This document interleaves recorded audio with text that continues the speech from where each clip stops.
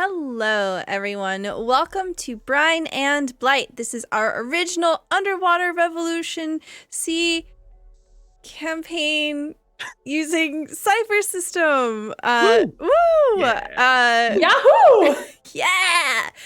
This is episode 5. Buckle up. It's going to be a very spicy episode.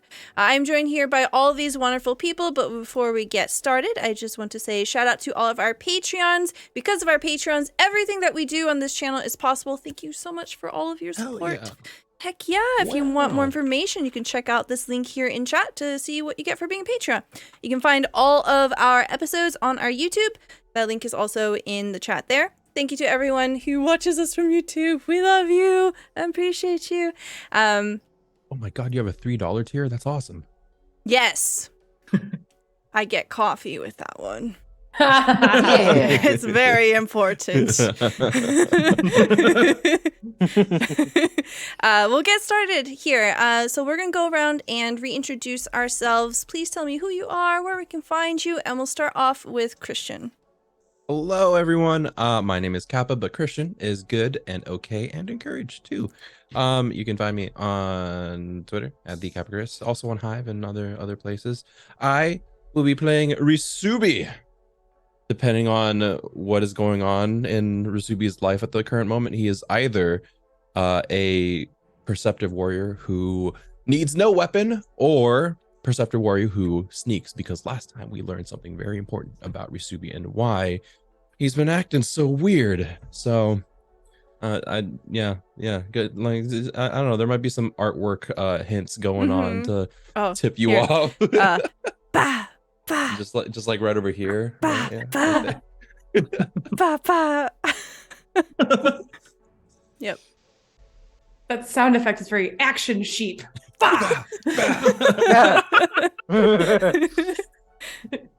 Thank you That's very me. much. I appreciate that. Next we have Z. Hi, I'm Z. And well, I haven't seen you all since last year. You can find me. Shut up. You can find me on Twitter at twitter.com/ZachDevs and other stuff. And I keep forgetting, and I'm just going to keep forgetting forever, probably, to link my other stuff. I will be playing Calliope, the sharp-eyed adept who fuses mind and machine. And we're gonna have fun. Exclusively Gosh. good vibes. Darn it. Oh my god, I'm This is fun. sweating. We're having fun. What is happening? We're having fun in the fun game, Stella. Okay. Yeah, it's for fun. that we do this. Well, unfortunately, not joining us for fun today is Jay. Jay is away, and we wish very, very fun travels for Jay and safe travels as well. Love you, Jay.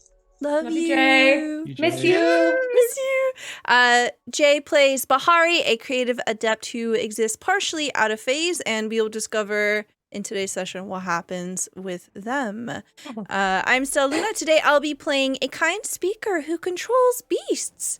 I've had to turn off my Snapcam filter because of performance issues, but my character has blue eyes, as you can see here. Yes. And I'm going to throw it over to the daring duo. We'll start off with Trout. Ha! First in the duo. Hi, everybody. My name is Trout. My partner Adam and I make TricksyWizard comics, and we're at TricksyWizard on all the socials, mostly posting on Twitter and Tumblr these days, but we spread them around. We've little nuggets for everybody. I am playing Bunk, a brash sniper who is wanted by the law. I will let my partner Adam talk a little bit more about what's coming up, but it is coming up in less than a week, and we are very excited. Adam, tell people. Yes, hey, I'm Adam, the other half of TricksyWizard, and we have, at long last, come down to less than a week until the launch of our very first Kickstarter in conjunction with our dear friends over at Mage Hand Press for a colorful and chaotic card game called Witchy Cakes, a towering game of cakes and chaos, where you play as competing covens of very whimsically themed witch covens who are competing to build the tallest, most magical cakes in order to deliver it upon an unsuspecting wedding reception. And yeah, that's launching on the 16th on Kickstarter, and we're so excited. It's been a long time coming. Go follow the Kickstarter page, please. Come see what it's all about. We're really pumped. I had the absolute pleasure of being able to play, and it is a very beautiful game, and it is hella chaotic. It is really fun. I was just vibing, building my beautiful little cake, and just like having my own little game here. And then Emma's like, haha, and like slung the cake bomb thing, and then I didn't have a cake anymore. But yeah. Adam, anything else that you want to add? Honestly, I mean, if we're all ready to go, I think we have not one but two. It's a 2-for-1 heist deal tonight. So I think we better get down to business. Okay. Change the music. All right, everybody. Well, the night sits heavy over the aquatic capital of Marabas, as the tenuous peace that is held since the disastrous parade incident threatens to fall apart at any moment. Every news story, every official statement from the office of the Imperial Viceroy, every decree from the Crown Prince, dedicating more and more of the allied, of course, Valthuran security officers to the cause of keeping the peace, in the face of so-called violent anarchists and outside agitators. All of it has proven ineffective in quashing the discontent on the north side of the city. The powers that be have rattled their sabers and issued their strongly worded warnings, but somehow everyone remains certain that the workers of the Metropolitan Coralite Refinery will, regardless of the consequences, commit to a wildcat strike to protest rampant exploitation and dangerous working conditions. Damn the torpedoes. And in the midst of all this burgeoning unrest, our small group of would-be revolutionaries have split ostensibly into 2 teams, approaching 2 carefully chosen targets. They are acting outside of this small group completely alone. They have no backup.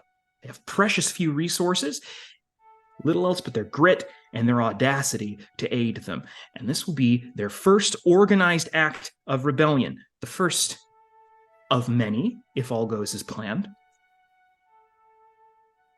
We begin in the farthest southeast reaches of the capital, far enough from the heart of the city that the harsh ultraviolet glare from the torch seems here more like a dim glimmer. Dominating the skyline of the Rapelia manufacturing district is the first and only full-scale seafloor prison operated by the Valthuran Imperial occupation. The Rapelia Imperial Penitentiary is a structure that stands in total the size of a small tide scraper, though its unique construction betrays the cruelty of its purpose. The penitentiary is an airtight complex, a transparent tower from which all seawater has been drained, and it is firmly affixed to the sea floor. Here, the rules of the surface world are brought to bear below against those elements of Marabas society deemed undesirable by the Imperial occupation. The prison holds a total of 1,440 roughly spherical pod-like cells, arranged into 36 cell blocks across 6 vertical levels, each pod filled with recycled seawater pumped in through a secure filtration system. And each holds a single occupant, a prisoner, who within their pod, they are all left to despair, because although the open ocean is always within sight at all times through the transparent walls of the acrylic glass prison, even if they could breach their cells, they'd have to brave a bone-dry, hermetically sealed tower before making good their final escape. Bunk, Risubi, and Berengaria, this is your mark. You'd be hard-pressed to find a more intimidating target outside of the oasis itself, and yet a victory here could lay the groundwork for an entire movement. So we see the 3 of you convening, staggered arrivals here into a nearby alleyway, awash in the harsh haze neon from high-rise billboards above. How do you all feel here in the moments before taking direct action?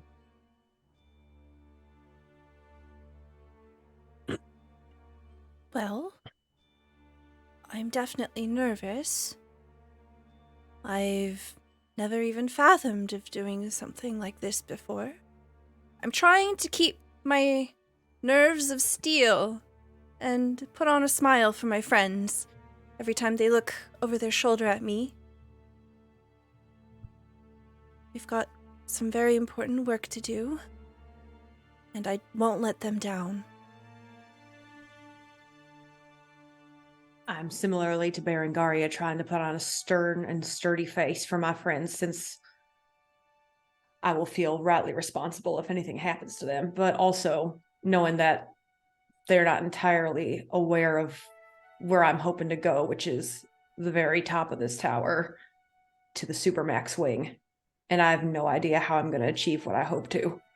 And I'm very worried about Calliope and Berengaria because I do not believe we should have let them go alone to the radio tower. Stern and sturdy is what you will only see on Risubi's face, as, let's face it, they haven't come up with motors and servos detailed enough to incorporate face muscles. However, inside of the crustacean outer layer, inside of the pilot's quarters, is the squirrel, who is looking at the various tiny monitors inside the cavity of the chest and looking at potential entryways and weaknesses in the structure. There's very little time to be scared. We have a mission at hand. So instead of pondering and waiting, it's a lot of calculations. It's a lot of observation. And remember, almost forgetting at this point, remembering that he's not alone. He'll look over little joysticks. I haven't decided how he drives, but I imagine it's like at least just one keep adding joystick. more. Yeah, like at least one more. joystick. It's all simple machines inside. Like there's a pulley system. There's a dumbwaiter that just carries acorns up to the cockpit. Yeah, I press an old acorn cap and it does something. Yeah. Oh. We'll turn over to the other two. Well, where do we start? Well, the last time I might have commandeered a laundry truck and dressed as the laundry attendant and driven into the facility, but I'm not certain we'll be able to pull the same move twice. I cannot rightly say that I was not seen by security cameras. They might be waiting for us to do that again. As far as what you all know, as far as the intel you have going into this, you did, thanks to some old city plans, some old sort of blueprints that were stored in a hollow imager, a rusty old, barely held together piece of tech in your friend Rhoda's possession, you were given a general idea of a probably very out of date, but you know the footprint of the building is the same. You had old blueprints. You kind of got to look at what the structures of these various buildings were like. As far as what you can tell on approach, like the structure itself, the defenses of this prison are shockingly transparent. Outside of a single submarine patrolling overhead and scouring the prison grounds on a long sort of patrol with a couple of spotlights, there are no naval garrisons, no squadrons of Marines posted on every street corner, nothing of the sort. There is the cold, clinical, sort of roughly square facade, the sort of outer wall of the complex of the penitentiary. And there is only one primary entrance to the hermetically sealed glass tower from that wall, that outer sort of pen. And that is an airlock that requires a decontamination sweep and a full drain of all seawater before opening to the prison's main atrium. Now, like Bunk mentioned, there are two other auxiliary buildings that are attached to the prison complex. There's one for laundry and custodial, and one for life support and air filtration. But while one could technically approach either of these from the outside, if you could somehow manage to undetected scale that outer wall, neither one of these can be accessed from without. The only doors are those that lead inside these auxiliary buildings from vacuum-sealed tubes that lead to the inside of the tower itself. So it's not obviously apparent how one could directly breach through the auxiliary buildings. And yes, until very recently, some bulk laundry services were contracted to outside vendors who would transport the orders through security and authorized vehicles. But after a minor incident involving assault and battery and impersonation of a laundry worker that led to a security breach, the process has transitioned to be entirely in-house. Just add it to the laundry list of things I've done to Valthor. The laundry list. The laundry list, indeed. Okay, yeah, no. They're here every week. I would like to use my flashback. Love it. Love it. All right. Now, this is technically a cipher, a one-time use power. They don't necessarily have to be real items in the world this time. It's merely a classic heist movie trope. Everyone gets one call back to the table where everyone was standing around the table coming up with the plan. And you get to basically say, I planned for this. So I would love to hear what you have to bring to the table. All literally. right. So, Berengaria has many friends throughout all of Marabas, and I think this is important enough for me to call in a favor. And I have summoned my friend, the Master Tailor, for disguises. Yes. And hopefully some fake ID. The Master Tailor's comrade. Yes. Now, bearing in mind, Berengaria, that you currently have been in hiding for several days because of a rather disastrous interview with a police officer that led to you dropping a flash grenade on him and fucking getting out of Dodge. Go ahead and describe who is this Master Tailor? How do you know them? What do they look like? And then under what circumstances were you able to get a hold of them in secret? We see this snapshot, this montage of Berengaria scrubbing down the bar at the Lonely Light, and she stops. Seems to be struck with an idea.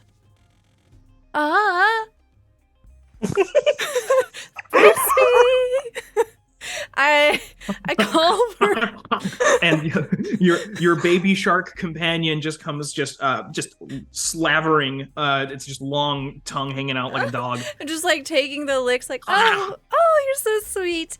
All right. I'm sorry to interrupt cuddles, but this is very important. I have a special mission for you, my friend. Boop. I need you to deliver a message. Now, where do you think Rhoda keeps the writing kelp? There it is. And I will compose a message for my dear friend, Scritches. I'm adding this. This is now canon. Scritches, the tailor. Scritches is a tiger person. Wait a minute. Okay, so we have an anthropomorphic feline humanoid from the surface world. Yes. Master Tailor and Forger, which is the coolest thing I've ever heard in my life. Yes, Scritches, the Master Forger. Scritches hot? I'm so sorry. Yeah, I of course. Scritches doesn't wear a shirt at any point during this campaign, by the way. Sworn. It's just the tigers from the end of Zootopia, isn't it? Yeah. I'll try everything. They're a person with a heart of gold, right? Very rugged exterior, just like a 12-pack, absolutely jacked. Scritches has had a very substantial taste of the criminal lifestyle, has done various stints in buildings of rehabilitation, so to speak. And I think they came to Berengaria one day seeking sanctuary. And I couldn't turn them down. I could see that they were in a rough place. And I have never been someone to judge by first glance, on first contact. So, by providing them a means of escaping a scrutinous eye, they've promised me a favor, and I'm calling it in. Fantastic. So this is I want to get my lore straight here. So Scritches, which is, I can't decide whether I like it more that that's just their given name or if that's just like a really cool nickname. They got that name in prison, obviously. Got the name, yeah, no, they've been in and out of the system. They were we on go. the run from the Empire, and they came to the underwater city of Marabas, trying to basically like go under the radar and get kind of like off the grid. And you helped them, you set them up with a connection that got them. So they're still in the city. Oh my god. Okay. Scritches essentially lives in a shack that's right next to the shark rehabilitation center. Okay, yep. Lives in / near. Yep, okay. Yep. The sea predator rehabilitation center. Yes. Were we made aware you were bringing someone else in on the heist, Berengaria, or were we not told? No, you were not told. Holy moly. Yes. This message is definitely worded in a, hey, bestie, can you help us? Yes or no. Check one of these boxes. And a few details. Essentially, it will say, I'm in a bit of trouble, and I have some friends that need to be a little more discreet. I can't share any more than that. I don't want to implicate them. But I could really use a helping hand here. Okay. Do you ever make direct contact with Scritches during the sort of the prelude to this heist, or do you just kind of like they leave a drop package in the Predator Rehab Center and then you just pick it up? Essentially, yes. I know they don't want to be seen with me. They don't want me to get into trouble, and I can help them more if people don't know that we're associated. They keep a really low profile, for the record. There's just like one sort of recess in the cave system where the shark rehab is located in the Academy of Schoolmasters, where you do your job, your calling.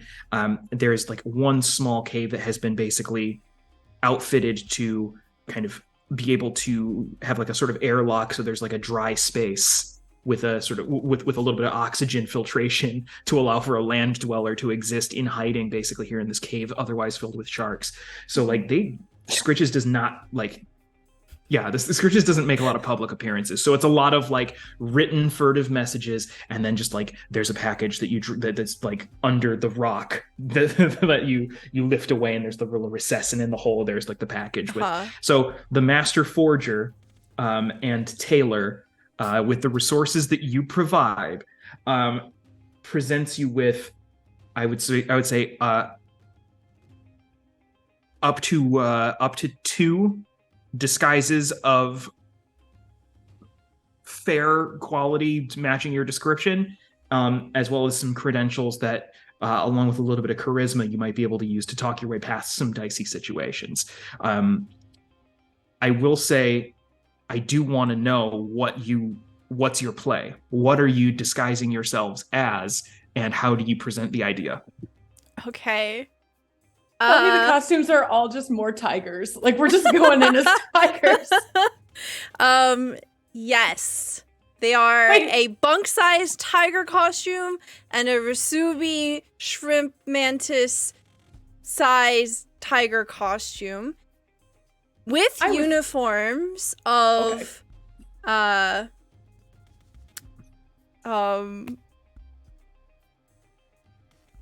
chefs for hire. That's the best thing you could have said. Can we split the difference here? Can we say it's a tiger themed chef's uniform? Yep. It's stripes and but otherwise it's that very like Michelin star, like the high collar and like the really well tailored. And so definitely. You look like a couple of eccentric professionals who are being and is the idea you're going to present them to the staff as though it was an arrangement you had where they were getting set up with new kitchen staff? Yes. Incredible. This rips. I'm not even here. This fucking rips. So a vaguely tiger stripe themed chef's company has sent 2 envoys of wildly different proportions. I imagine when I'm breaking this to Bunk and Rasubi, I'm like, now I have something for you, but you can't ask questions. We heard that gulp. Sorry. Are you okay? I'm fine. Continue. I'm recovering, but I'm glad Adam's fine. Yeah. Here you go. I came up with a plan to get us inside. We have been away from you for like 3 hours. Where did you come up with this? I'll have you know I'm quite resourceful when I need to be. I believe that was a question. Yes. You only get one. That's it. Wait, I would have planned better. I have so many. Berengaria, what's the so we're going as Nope. Yes. The plan is to go in without talking about this. We're just gonna put these on and riff. Oh, okay. The conversation may begin now.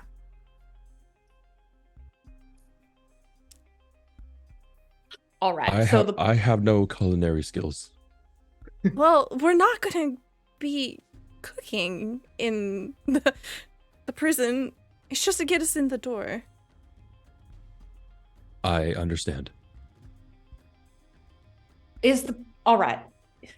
Since you went to the trouble and we have these, and I didn't have another plan except for climbing the outside and hoping no one saw us, is the idea to convince them to hire us or that they already have?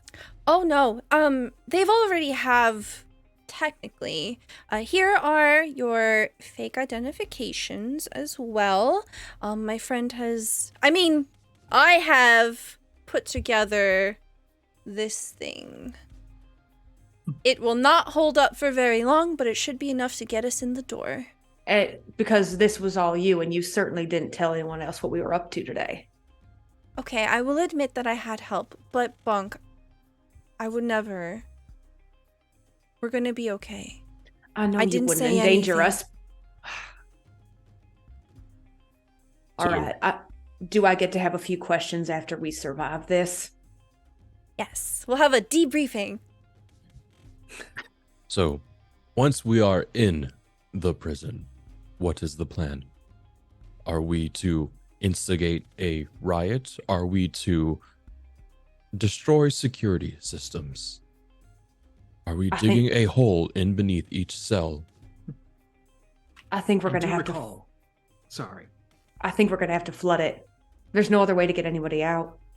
If we can find a way to release. Are pods filled with water in an otherwise dry prison. So aquatic creatures you can't just let them out. It's depending on their physiology, they might not be able to walk out. I don't know if there's a master release for all doors, but there might be for each wing. If we could open one and spew all the water out, at least people could swim out. Maybe. But yeah, I think flooding's got to be the first step, and then getting as many people out as possible. Berengaria, you don't got to raise your hand, darling. You can just tell us what's on your mind. I have an idea that I think that you're going to like. What if we blow a hole in the side of the prison? The only problem is that I believe that these terrariums they're keeping everyone in are correlate shielded. It might take a big explosion to do it. Oh. If only it were just glass, I'd just shoot them apart. Yeah. That would be a good idea. Since please go ahead, because I was about to say something that might make y'all angry. So if I could put that off. Presumably, there is a system that is making the prison inside dry, correct? Could we terminate that system and therefore flooding the prison? Basically, blow every airlock we can and just unseal the sealed fortress. Yes. I think it's got to be the way. I like it. The pressure would probably do a lot of work for us. The only thing I'll ask is, there is a wing at the, Adam, correct me, at the top? I was worried. It's on the ground floor, Yeah. but it's in the very rear of the concourse, the main atrium. If we flood the entire building, there is one wing, the Supermax wing, that is, it's dry. It's for topsider prisoners. I was hoping we could find a way to get at least one of them out too.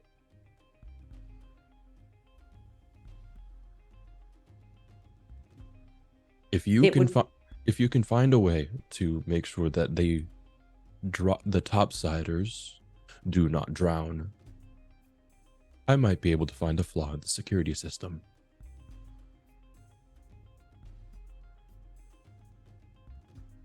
Yeah, I've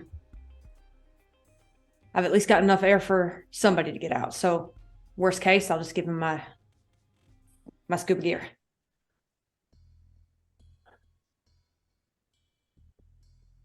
So we're chefs. I'm seeing Timothy from my credential. Do we all have T names? Are these alliterative tiger names or? My name is Tyler. Oh.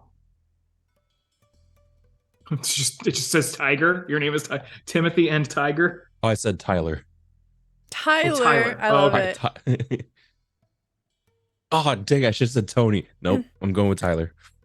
Oh. Timothy, Tyler. What's yours, Berengaria?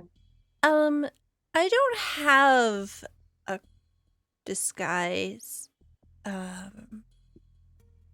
Would you not be recognized? Given recent current events? We could use this as an advantage. Mm-hmm.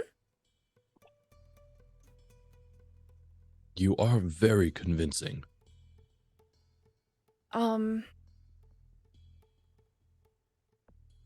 It might be risky, but I feel confident that I can get away if things go south. What if I go in separately from the two of you and I'm a distraction? But to be perfectly frank, what's your idea for the distraction? Because of the three of us, you're the best at talking to folk. I thought you could talk us into this prison. Oh, I could do that.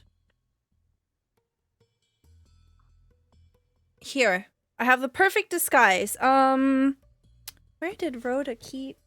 If it's kelp, I swear to God. It's a clipboard. All right. I'm your manager. All right. The missing piece of the puzzle. Mm-hmm. It's all coming together. And honestly, with the three of you, I guess stealing yourselves for, to put on the performance of a lifetime, let's coast away from here for a moment as the three of you are breaking ready to kind of move out of the alleyway into the light and make your final approach. Calliope. Hello. We find you cast in the stark shadows of a lonely alleyway, in the Maxilla district, which is the south side of downtown towards central Marabas. You have meandered your way across town from the north end, from Rhoda's place, the Lonely Light, to the headquarters of the Marabas Network Broadcast Station, the other target of tonight's festivities. This impressive structure is built into the hollowed-out cores of a robust cluster of basalt columns, and it sports a massive facade sculpted in the shape of an upright clamshell, across which, in bright neon script, is spelled out the station's call sign, MNBS, the number one name in Sonaspari news. Your plan, basically, boils down to infiltrating the deepest recesses of this station, hijacking the emergency broadcast system, and sending out a pirate signal to every single receiver in the city using the Valthuran Empire's occupation's technology against them.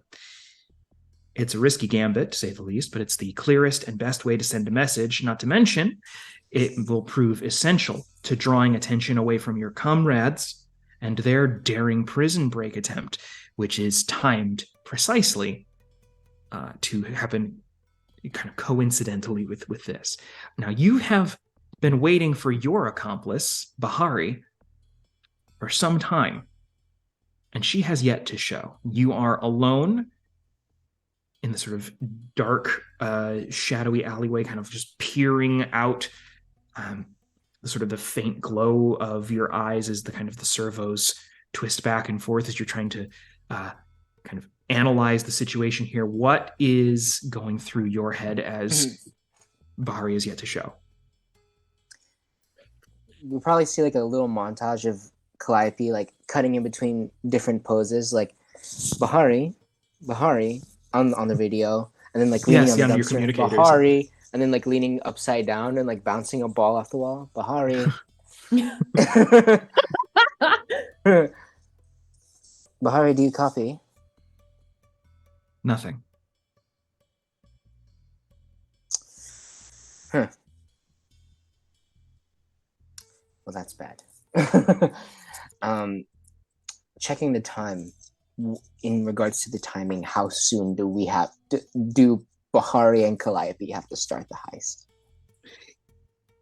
You know that the idea was for you to move in and try and get the signal out with a little bit of lead time, so that when the other team infiltrates and starts causing a ruckus in the prison, the message is already out on the airwaves, and the Imperial forces are kind of scattering, scrambling, trying to figure out how to respond to the security breach you caused. So you know you had to move first, and your window will be fast closing.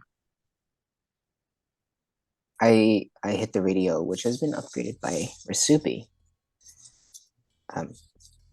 Hello, beta team. I don't know if we've decided that yet. Bunk, Barry, Rasubi. How are we doing? Have you already begun? I'm halfway through putting on a tiger outfit.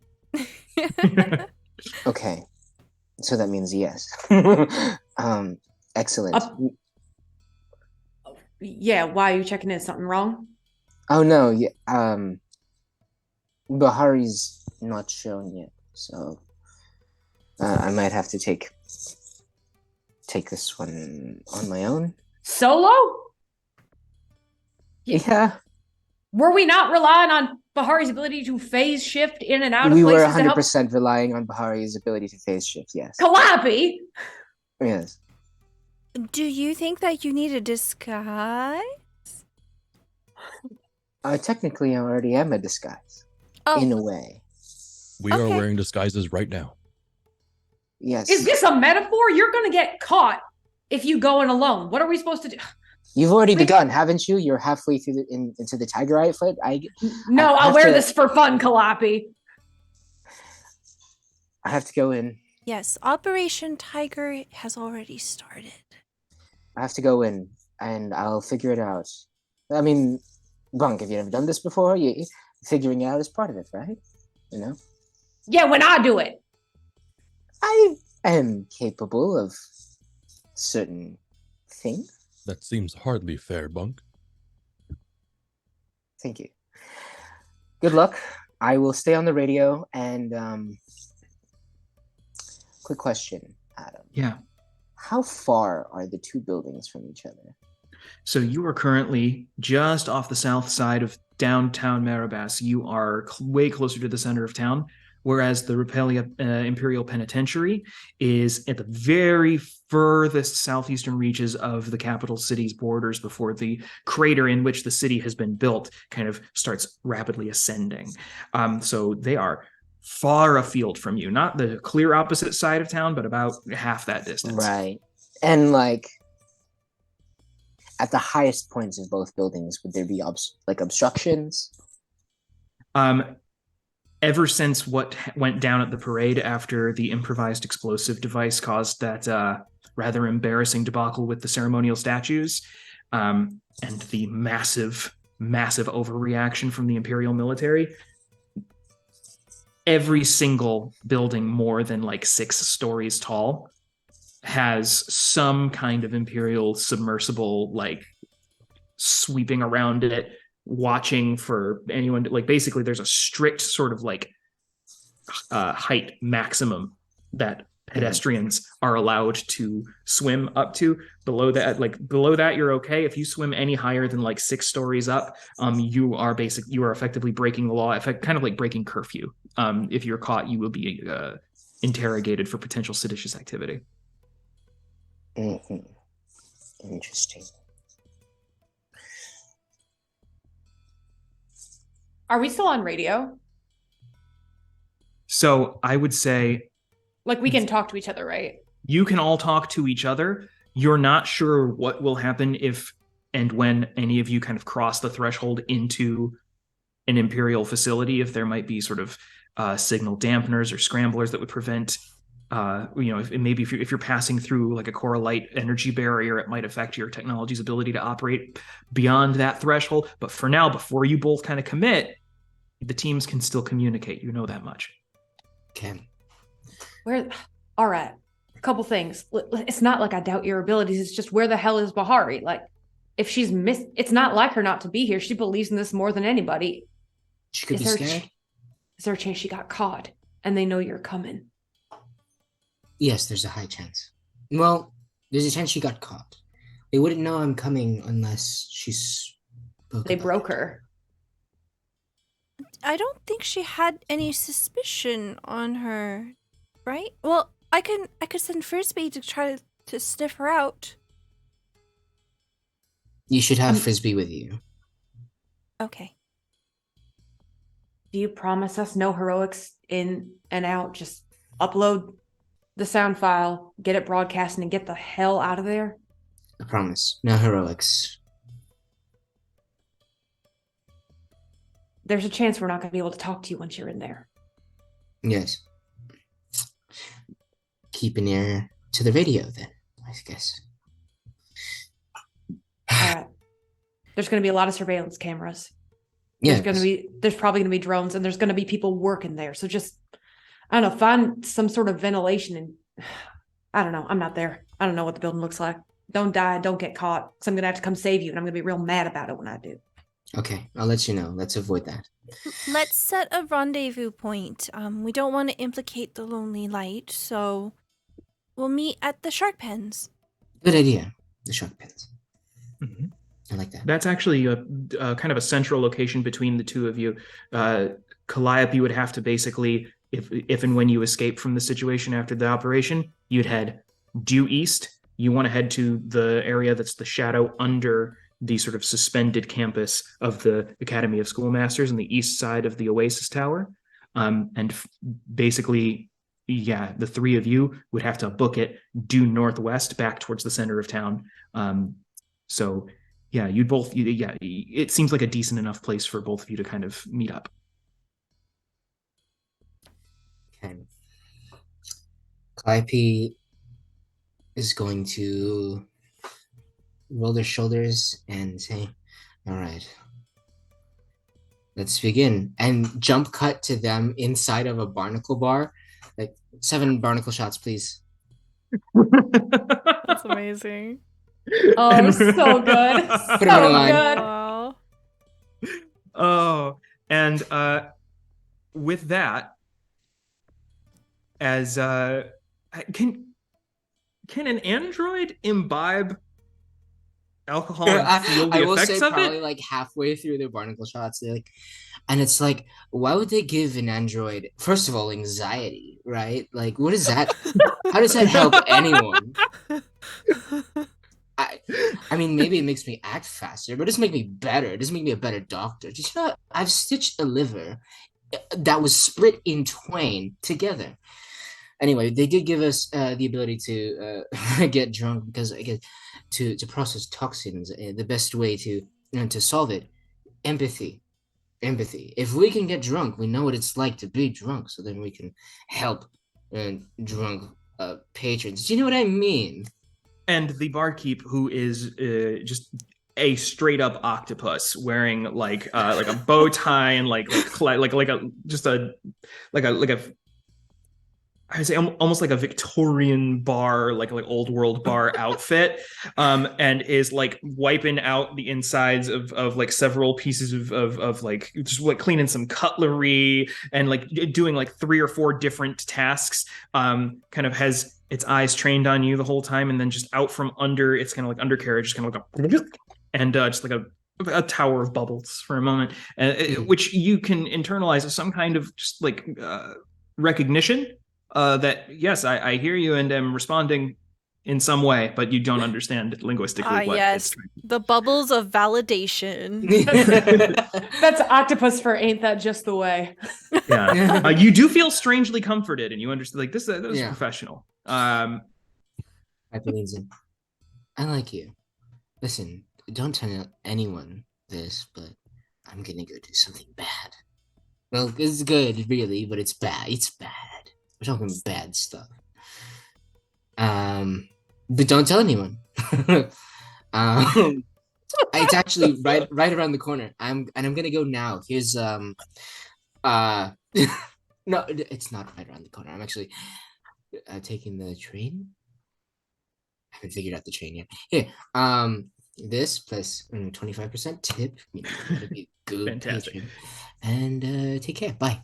And yeah, just kicking up the propellers and you're sort of on your legs, you just flutter out the door. And after a beat, a kind of salt and pepper, kind of like mid-50s, stately looking merfolk man kind of swims out from behind bar and is like notices the knuckles you left on the counter. And they said a trained octopus wasn't a draw. Good boy. And just give him a little pat on the head. Laughing all the way to the bank. Wow. Wow. I love this so much. That's so good. Well, Calliope, did you pluck up your courage? Because you were supposed to move first. Yes. Calliope is gonna go twice as fast as normal, right to the door of the tower, to the radio tower. Oh god. Oh, right up to the main entrance. Okay. Yeah. Oh god. I'm going to tell you, I am going to require just an intellect task. This is going to be level 4, just a general sort of perception of trying to size up a situation to understand the dangers of a direct approach. So if it's level 4 here, target number 12, intellect. Level 4, target number 12. Let's see how we do. I'm going to use a little effort because I think Calliope would need to, considering the alcohol. Let's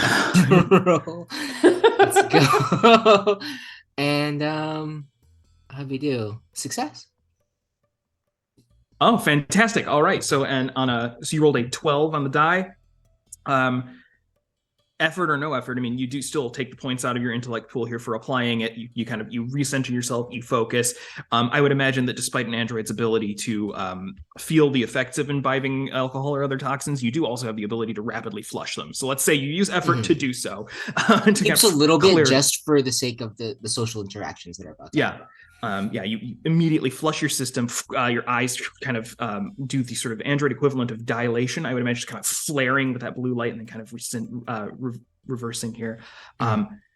And you are able to kind of size up the situation. I will tell you that you recognize that this block outside the station is, as it is very close to downtown, one of the blocks that is routinely patrolled by a standard squadron of Valthuran Marines. So it's 12 infantry soldiers kind of divided into 3 fire teams of 4. But they are on a pretty wide patrol that encompasses several blocks. So you're able to time your approach. If you wanted to just make like a beeline from sort of the bar that you were in, just kind of across, across town a little bit and just kind of make a beeline for the front, you can do so. However, on a success here, I will tell you on your approach, the entryway to the main lobby of the MNBS headquarters is it's a revolving door setup that leads into a narrow hallway that opens up into a sort of like a foyer or a sort of reception hall. You can see the telltale crimson glint of the sort of light indicating that there is some kind of like surveillance equipment, some kind of technology that is affixed to the inside upper wall that is basically constantly surveilling the reception desk and the revolving door entrance. So you can get up close enough here and then kind of are able to peel off at the last moment before you enter this kind of cone of vision of the security camera, recognizing that entering directly through this door, there is no way unless you either need to figure out a different way in or need to figure out a way that being seen by a security camera is not an issue. It is affixed, as I said, to sort of like further in behind this sort of semicircular reception desk with a sort of a hollow image or computer monitor. It's not occupied at this time, but it's basically there's this desk, and behind that desk is like this meticulously maintained sort of coral garden and various sort of MNBS branded sort of like banners and billboards for current programming. The different just perfect pearly white smiles of the different news anchors. A really just stunning shot of the weatherman who is just a starfish wearing a clip-on tie. But yes, no, you can see that just kind of like at the back center of that like wall and the ceiling looking back. So it's going to be a difficult approach.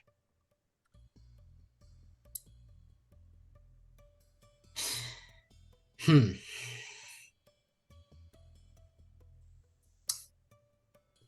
I use... I'm going to use my flashback Cypher. Fantastic. Let's go. All right. Come on now. Burning the Cypher to kind of flashback to some other way you have prepared. All right. So take us on a journey. Calliope is sitting like right next to a big crane in the shipyard, in the junkyard where we opened up and saw Bunk selling stuff to Rasubi. Is sitting next to a big decrepit crane with the urchins. Now they're playing poker. They're playing Incredible. Sea poker, and they have there's a pile of candy on the ground, that's what they were betting with. And so Calliope is sitting like this and says, I have a proposition. We're not going to take it easy on you this time. So if your proposition is that we let you win a round, that's not how we do business. You're double blind. Go on. You're the big blind. Pitch in. Throws in a handful of candy, including some of the food that definitely belongs to Frisbee, but it's just hoping they don't notice. A one particular kind of duller sort of violet sea urchin person with just kind of these sparser spines, wearing a bowler cap and just a burlap sack with this dreamy far off look on her face, just kind of looks down like, is it shark food? I like shark food. I raise. Great. Actually, that's not all. I also raise one favor, and you can all decide what your favor is. But if I win this hand, then you owe me the favor of retrieving one of these. And pulls out a picture of a Valthuran officer class ordnance cape with a badge. Oh, interesting. Now, since this would be quite the coup for you to be able to just have officer level gear that would both serve to, it's like full cape and like cloak. So it's something that like, this is like operative level stuff. You would be able to show up and basically like flash a badge and people would just let you pass. Yes. So for this, even though you're using your flashback cipher, I am still going to have you roll to beat the urchins in the poker? to see if you win this hand of poker against this group. Can you of this gaggle imagine of urchins losing here? All right. Oh my Am I rolling God. intellect? It is an intellect task, and seeing as there are 5 urchins, but one of them is already folded, it is a difficulty 4 task. It is shocking to me they're not playing Go Fish. Oh my goodness. God. Incredible. I'm gonna use effort for this. This is very important. Okay.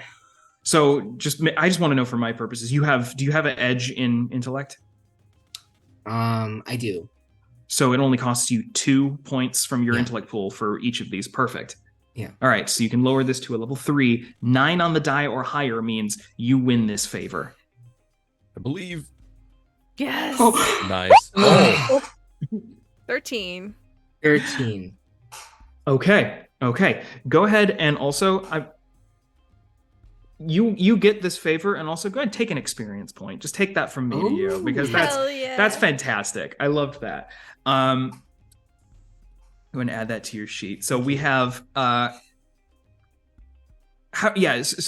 what do you play? What's your final hand? It would be a straight flush. Yeah. Oh no.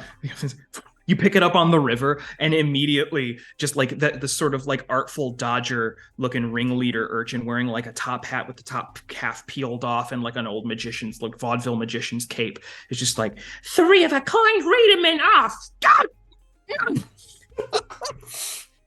All right. Well done, Governor. Cool, blimey, looks like we got us to find ourselves in officers' cape. Yeah. What's the Why do you time talk frame? like that? No.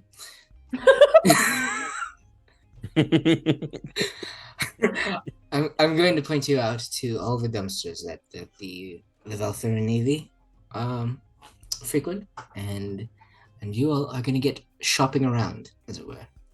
So this is some time ago before your kind of final meeting at the Lonely Light earlier in the day before the heist. So I will say it took them some time, and they only caught up with you after you had broken from the final meeting at Rhoda's, and as you were in transit to like this final sort of overlooking the heist.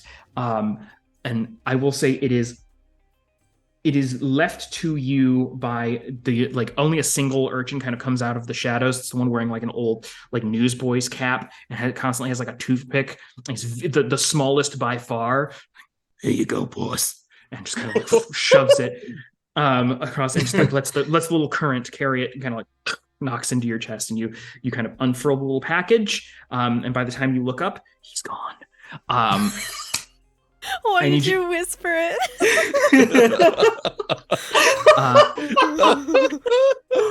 This is so good. So what you have in your possession here is it is an officer's cape, to be sure. It has a lot of wear and tear, and it looks like it's seen better days. And the sort of badge itself is a good but not great forgery. But between that and certain aspects of just your synthetic physiology, you could parlay this pretty effectively. I'll say you can use these as an asset in any dealings going forward until you're caught. This is an asset that lowers the difficulty of any interaction with a Valthuran official. Whoa. Oh my god. That's really cool. Heck That's yeah. so sick. Cypher is so cool. We gotta save that. We can just Oh yeah. do not burn it. Yeah, don't like get social anxiety and then drop your flash grenade. Yeah. Don't do it. Okay, except that also worked. So don't knock it. You did great. Yeah, you did great. You did great. All right. No, that was awesome. That was one of my favorite little bits. So, flashing back to the present, you have you plucked up your courage, liquid and otherwise, and you've dashed up towards the main entrance. At the last moment, clocking here that there is a security camera, you wheel off to the side, and you can make use of whatever tactics you want to try and either enter by this entrance here, or if you want to try and find alternative entry. Regardless, you are secure in the knowledge that at the very least your first interaction with a Valthuran official is going to be a lot easier. Making sure that the cape is covering VNO 5822. Mm-hmm. Calliope is just gonna, with no way to get into the walls without Bahari. Mm-hmm. Calliope enters the front door. Okay, you steel yourself, you turn in, and you push your way through the revolving doors and enter into the main entrance here. You kind of, to whatever extent, the sort of synthetic version of feeling your stomach drop a little bit as you just recognize, okay, the die has been cast. I've been seen by whoever's watching the security feeds, wherever they are, and you just kind of stride in. Now, I will ask you now just for a perception sort of intellect roll. Just this is only going to be difficulty 2. Just see kind of like what you can figure out about the sort of main foyer. Just as a quick reminder, because we haven't played in this in a minute. Yeah. Oh, you know what? I can roll directly from perception on Roll20, can't I? Okay, because I know that I have like a special thing with perception. Instead of an S, it's an I. Yes, so that is basically a skill that you are trained in, which means that you count everything as one level lower than it actually is. So it's only a difficulty 1 task for you. A 3 or higher on the die is a success here. Okay. Nice. Which is easy, because guess what? We get a 20. A nat 20. Nat 20. Holy moly! Look at that. So not only do you get to succeed on the basic thing here, I'm going to feed you some additional information. Flavor this how you'd like. Why do you now, as you enter the room here, why do you now get like an additional layer of information about your surroundings? Like, what happens? What do you do that a normal person couldn't?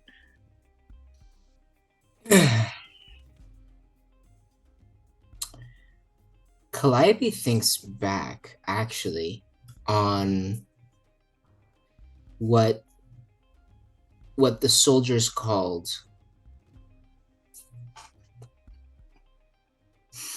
the latrine tower. They didn't like it, but essentially, back above ground, in the fight against the Salamander Kingdom, the Valthurans had taken a broadcast tower much like this one, and Calliope was stationed there for 3 weeks, and throughout those 3 weeks was very familiar with the guard shifts and how they operated. And how the Valthuran manuals of tactics and staffing suggested that people be staffed in captured buildings. And so recognizing that even though this is technically an allied ground, they are using generally the same tactics. They're treating the local population like a hostile occupied. Occupied. Yeah. So recalling your time in the Valthuran military and the tactics used in the holding and maintaining of communications towers, you immediately clock everything about this space. So you can see several things here. So besides that single security camera, you can see that there is a middle-aged fishfolk with kind of like a iridescent turquoise scales, bright yellow eyes, and like this tiny pursed little mouth, rounding around the coral gardens in kind of like a loose circuit. He has like a flashlight affixed to his MNBS branded security officer's uniform, affixed to his left shoulder, kind of lighting the way ahead of him. He appears to be brandishing what looks like a small telescoping sort of rod, not unlike like a nightstick. In his right hand, just kind of like toying with it. This is a parrotfish folk gentleman, about 45 probably years old. Looks like a career night watchman, a little surly. You also notice that the reception desk computer system uses standard Valthuran encryption technology and looks like it's hardwired into the Valthuran information network, which means that this has been, you immediately realize this building has been incorporated into effectively a military comm system. Like this place is operating as an arm of the occupation. It is very clearly no longer just like the news is being influenced by the empire. It is imperial news, and in fact probably receives correspondence from imperial officials. You can see that the login like credentials where you would enter them, it's all very familiar to you. You know this technology. Yeah. In fact, on that 20, I will not require you if and when you want to go and like access this computer. No checks necessary to try and hack or figure anything out. You can just walk up and immediately interface with it and draw whatever information you want out of it. But you can deal or not deal with the security guard as you please. Calliope will walk up, hands behind their back, and go. they like hold up a finger and like start running through the little database there. Good day. Yes. Literally, they're like, shit, that sucks. Yeah. Oh, but you have committed. I love and it. You need to recognize here that you run very silently. Your chassis has been updated for aquatic use, you've adapted perfectly. So as you have swum in here, you were not heard. So when you say, good day, immediately this parrotfish man is like immediately swings around and like kind of just impotently swings this like little, you can see like little sparks of an electric charge coming off this baton, and he immediately like sees you, recognizes like the glint of the badge and off the light of his flashlight, drops his weapon, puts his hands up and just swims a little bit closer. Like, I'm so sorry. No, at ease. I mean not to startle you. Might I have? No. We just had an inspection. Our transition to new management went very smoothly. I'm talking too much. Dear fellow, this is not your average inspection. Come here. What's your name? My name is Tramar. Tramar. Listen. Naval Ordnance 5946. Okay. Now, you will never speak that name to another person you meet. Understand? I don't even remember it. Good. I'm going to access your computer. This is a counterinsurgency measure. And Tramar, you are proving to be pivotal in the fight for Maribas. Just very just freezes it for a moment and then just like salutes, and his tiny little parrotfish mouth, he's just hyperventilating and his eyes are just wide. Tramar, load me to your computer and make sure nobody walks in, Valthuran or not. Should I report to the Valthuran officer on duty? No report necessary. Okay. Oh, and he swims literally 5 feet backwards towards the semicircular desk. All right, here you are. Thank you. Sir. Tramar, keep an eye out and alert me if anyone is to walk in. This is top secret, Tramar. Do you understand? Look at me. You understand? Aye. With one eye, dude, you need both eyes? I'll take both. Why not? All right. Tramar. Aye. I'm going to access your computer now. Huge. And he just recedes and just starts like feeling around for where he dropped his nightstick. Okay. I will tell you right now that as you approach here, you can describe how visually you interface with this, but as you approach, the system is basically it's in like a sleep mode, and it just kind of has like the hollow projection of like a 3-dimensional model of the MNBS call sign just slowly, just kind of in like a flickering light, just kind of rotating. But as you approach, how do you kind of interface? Pulls a little wire out of their wrist. Okay. And plugs in and starts typing on the computer. Is there an equivalent of like a wallpaper background on this thing? Yeah, tell me about that wallpaper. So everything is hollow imaging. So it kind of like there's like a little projector, and it basically brings up sort of like a readout of different. It's clear that this is used for primarily for like maintaining schedules and like kind of sending different like emails out to like interface with different sort of interviewees and other employees to kind of like schedule things for the programming here. But you do immediately get access to several like just I imagine just like a reflection of in your eyes of like the text scrolling rapidly as you interpret all of this. So there's several like email blasts, RE scheduling concerns. Cornelia, do me a favor and mothball our interview with that Marine from the reactor attack. That moment's passed. Anyway, new station management wants a cultural spotlight section to break up the doom and gloom. Can we squeeze in a live segment with Rufus Amata from the Metropolitan Symphony? Higher ups think the glitz and glamour stuff will put numbers on the board and keep heat off the upcoming tenement demolitions in the north side. As for my last email. Oh my god. Good to know. Yeah. Are you responding to that email? That. Yeah. Oh, okay. How do you respond to that? I don't actually respond to it. I'm gonna save it. I'm gonna plug in, save the entire hard drive. Incredible. A couple other things then that are like might be of note or of use to you. Another one, notice RE on-air editing. Attention all station employees. Please note that given the ongoing state of emergency around suspected organized sedition in the Dorsal District, we will henceforth be broadcasting on a longer delay in all future news programs to account for the possible need for an on-air editing or last-second program change. These are tense times, we all know, and the last thing we want is a repeat of the misinformation hiccup that led to the last round of unexpected layoffs.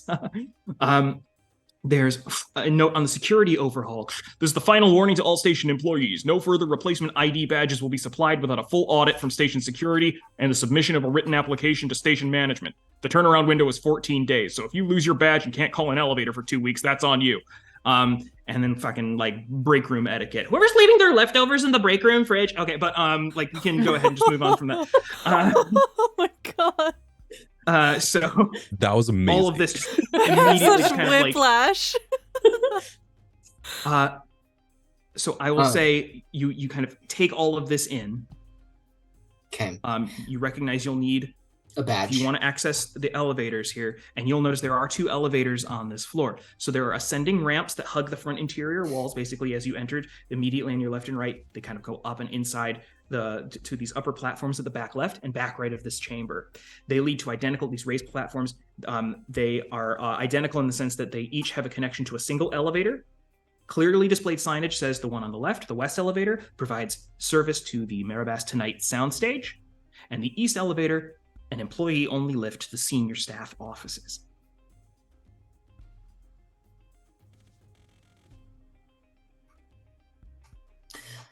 Come on. Oh, yes. Do you have a badge for the elevator? Yeah, well, you're not going to catch me, losing mine. Not again. You fool me once. Right. Shame on you. Should fool me. Here you go. You just he like points at it like for inspection. Just says, this is like a night watchman Tramar with like a really just kind of dead-eyed like DMV photo of this parrotfish man.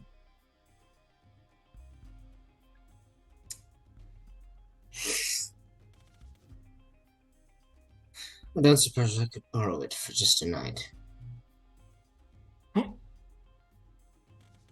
This is the part where I'm pivotal, isn't it? You've been pivotal. This is the part where you're instrumental. I've never been instrumental before. Have at it. And he passes it off to you. We're gonna get him in trouble. It's all right. We'll make him a cake later. Calliope thinks about this and says,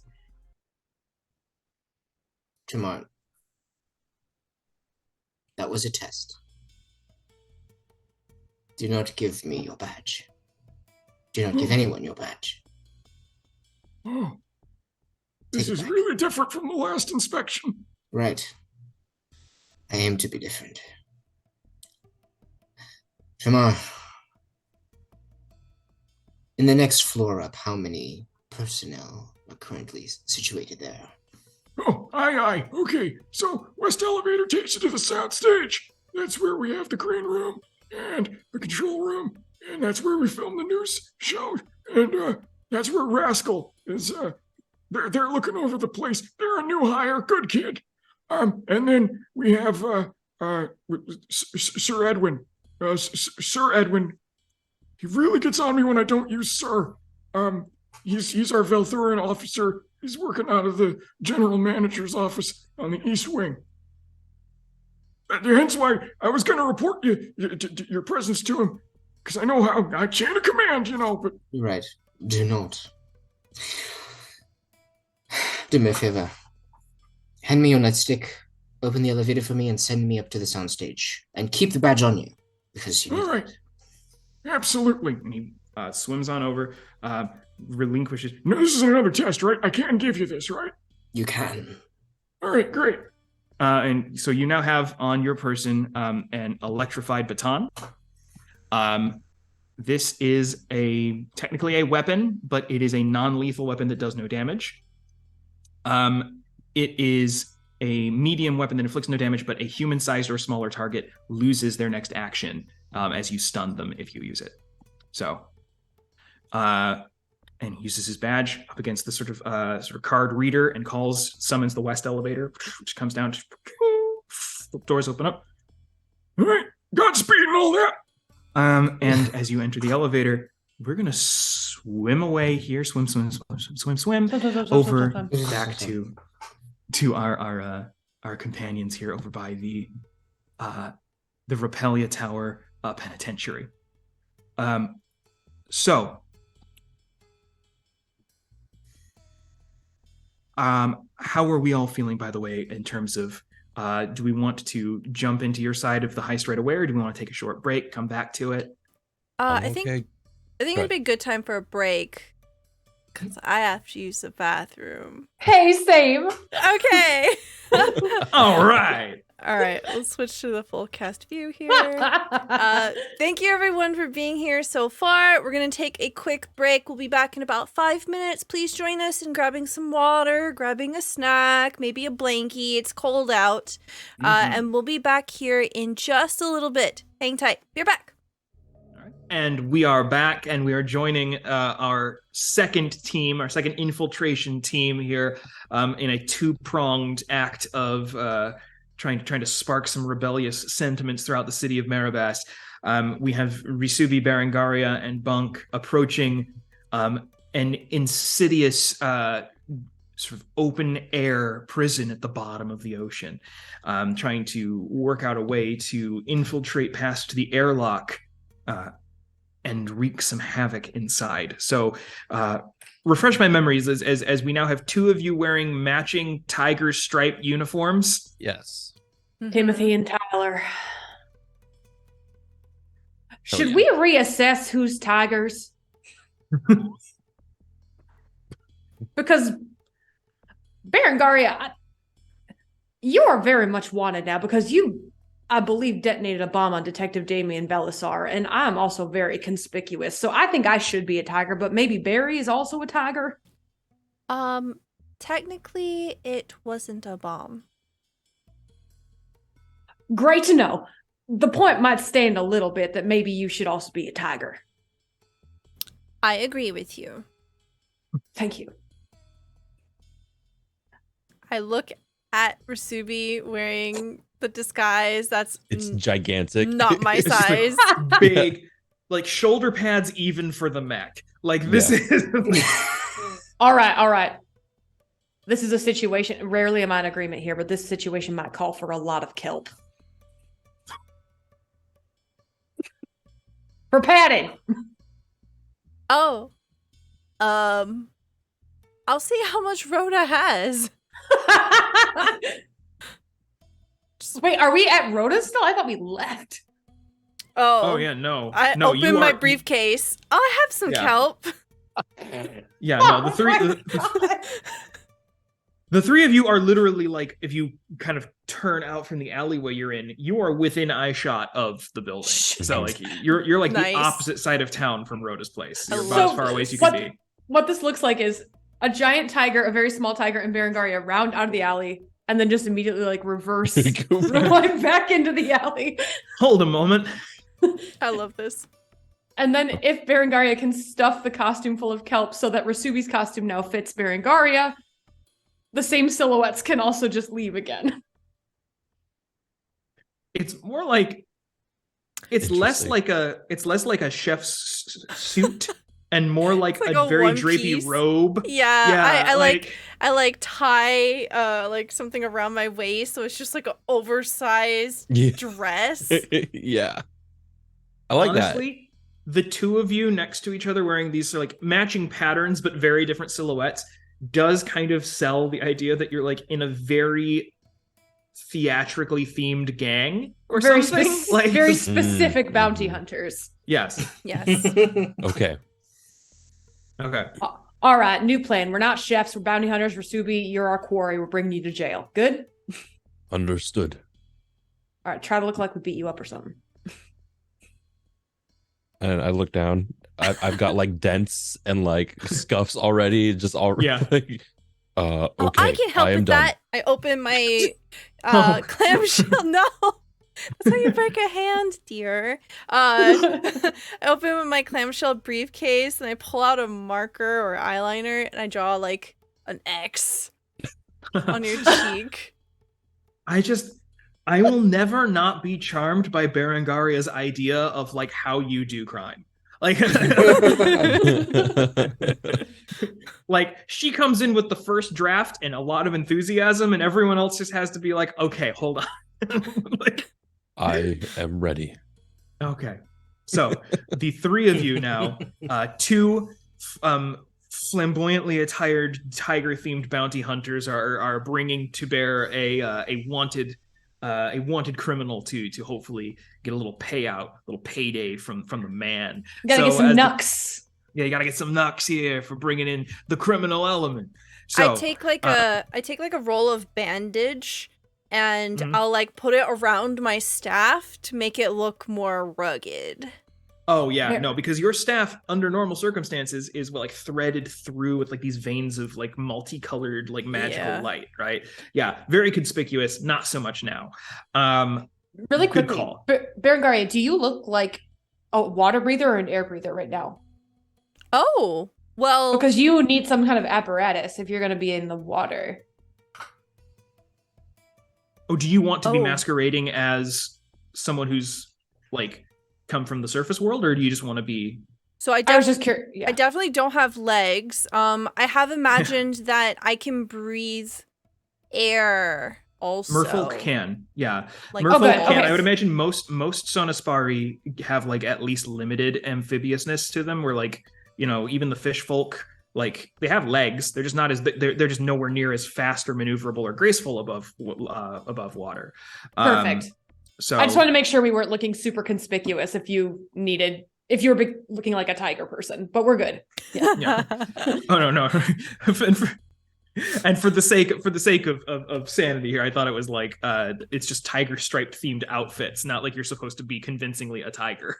Right? I don't look anything like a tiger. Yeah. Great. Yeah. Okay. Yeah. Perfect. This is amazing. I basically look like I'm about to go like tear up the roller rink. That's like yeah. Yes. Nice. You go fast. Okay. Yeah. All right. So we're walking Mr. up Mistopheles energy. Yep. So as the three of you kind of swim up here, kind of trot up in the case of Rasubi and your mech here, as you approach, there is, like I said, this sort of cold, clinical facade and a sort of like circular airlock and a small vid screen affixed to the wall adjacent to it that is kind of just like black as you approach, but kind of like line approaches, kind of fades in, and there is in full sort of like visor, mask, and helmet, a Valthuran infantryman there, seated what looks like at a desk in like a security station. State your business. Bounty collection. Be quick about it. We ain't got all day. You sure know how to pick your time, huh? What is it with bounty hunters and coming at midnight? What is this shit? And all right, hold on. And the screen just kind of fades, and there is a loud sort of internal sort of like blaring of like some kind of siren going off inside. You can see like lights playing off the walls as the interior airlock kind of fills up with seawater and pressurizes, and the main door opens up, and you can swim right inside. Do the three of you just kind of enter this sort of liminal sort of airlock space? Yeah, I kind of shove Rasubi ahead of me. Yeah, no, you're being a little rough with it. Yeah, don't get any ideas there. Are we both doing voices? I didn't do a voice. Shit. Is it too late to change? Pipe down in there. Stand still for the decontamination sweep.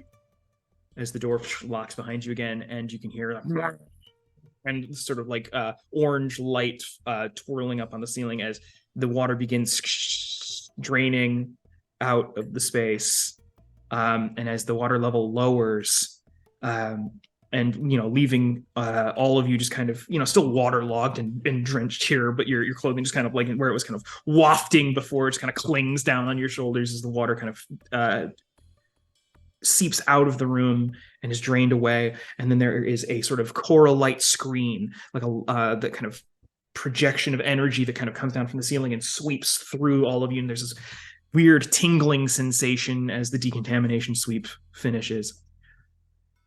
All right, stand by. Inner door opening in 3, 2. And the inner door, also kind of like the circular portal, twists open and reveals the inside here, the security checkpoint. Now, the three of you are face down with what looks like kind of like almost like an airport security setup. It's like a 4-man fire team of Valthuran Marines with an archway that performs basically like a full body scan for weapons and contraband as you pass through it. They all are, and by the way, yeah, what is the weapon situation as far as like what you've brought with you? Well, as a professional bounty hunter, I've brought a gun and a spear. Absolutely. I have a stick. You have a stick. And a big purse. And Rasubi, and it's in the name. I need no weapon. Yeah, Rasubi needs no weapon. It's in the title. So, no, absolutely. So as the three of you kind of enter into this, still kind of just sopping, kind of dripping off of all the fabric, and like the floor beneath you is still like grated for this, anticipating this eventuality. The four of you, you're waved up ahead. All right, weapons on the table. All right. Very slow turn towards Berengaria. Blushing, puts my staff down on the counter. Go with it. I'm trying. I'm keeping my dang gun. What do you think? I'm new? I'll collect my payment and I'll give you the bounty. That's how this works. I'm not staying. Give me an intimidation sort of, I would say this is going to be a force of like personality. So this is going to be an intellect check here. Intellect task. Normally difficulty 2, but I'm going to say because of the power dynamic here, I'm going to up that to difficulty 3. Is there a way I can help? I can't remember. Oh, if someone wants to help someone else with a task, you can do so. Just describe to me how you would help with this, and if it's if it kind of makes sense narratively, we can lower the difficulty by 1 for help. So I imagine Berengaria is going to do kind of like a good cop, bad cop thing. Yo. And just kind of smile, bat their eyes, present titties a little bit, Berengaria cast present titties. Incredible. Okay, so you're being like a little distracting. Basically, is the idea. You're trying to. Okay, so there is like this sort of mixed messages, mixed signals coming from the two halves of this bounty hunter team, as you very readily and in this manner as you have described, present the weapon, place it on the table to the side, and go ahead and make that roll. Then it's only difficulty 2, 6 or higher, and you'll succeed on this. Throw them off your guard. As I'm interested in holding on to my weapons, I will also expend effort to lower this to difficulty 1 because I'm not giving them my gun. I understand. Perfect. With a 9, I succeed. Nice. All right. So 2 of the 4 infantrymen are like kind of as they're just kind of like hi. Hi. I mean, the one close. Hi. Yeah, I'm looking at the one closest to me like, you're welcome, try to take it from me if you're man enough. And he like takes a step forward, kind of like chest puffed out, like he's about to say something back to you, and the one behind him just kind of grabs him on the shoulder. Listen, Ralph, it's fine. Like, it's one. This is just it's gutter trash. This is bounty hunters. You really think that? Look it, like we can't handle it. It's a matter of pride. Just let them go. Let them go. And you better not even think about using that. Okay? If I had, you wouldn't be standing right now, sweetheart. I think Rasubi in the mech just shakes the head. You see him reach kind of like instinctively for the sidearm for a moment before just kind of like clenching the fist and throwing his arm to the side and turning and just waving you through. Like, Adam. Fine. We're gonna. What is he in for? Thank you so much. What are you bringing him in for? He's a political dissident, espionage, jaywalking. All right. So I would like to use leisure domain to kind of gesture vaguely at their wanted board at some like giant lobster looking guy in like kind of a blurry photo, like you don't even recognize your own quarry. What is this clown car amateur hour? It's the Fenton. photo. It's the photo from the day when we were trying to pull that engine, right? Yeah. Oh, yeah. Like a blurry. Oh, that's amazing. Yeah. Yeah. There's a bit of a resemblance. Jaywalking, though, huh? Oh, high rollers, I see. You know you don't get paid extra for like a combo deal, right? Whatever makes you feel really big and helps you sleep at night. I'm really gonna need you to stop me because I'm this close. I'm this fucking close right now with this little piece of shit. And and as his friend like walks him over. All right, just fine. Step on through. We'll wave you through. You're gonna have to sign some paperwork. We'll get the credits transferred to your accounts, and we're gonna have to get in processing. Okay. You're gonna have to go to your safe. I deal in raw knuckles. Berengaria is gonna like put herself in between and just be like, I'm so sorry. My friend is hangry. Let's just get this over with. And then we can leave. Oh. Okay, yeah, okay. And the one like kind of turns to his friend, who the two had kind of been like giggling over. He's like, "Oh, she's pretty." Like, it's a shame. Honestly, it's a shame. Like, it's something about like, is it like voices carry different in water or in air? I don't know what's going on. And are these individuals specifically Valthurans? All of them are Valthuran humans. Like, okay, no fish folk. No fishfolk here, although they don't seem surprised to see that bounty hunters include both surface dwellers and sort of marine folk kind of turning their own, compatriots in or people from the city. So, Adam, we're being ushered through, right? So you are all ushered through this archway and into past the security checkpoint, and you're really in quickly. the beginning of this grand atrium space. I would like to use my Flash of Perfection stealth Cypher to get Berengaria's staff back.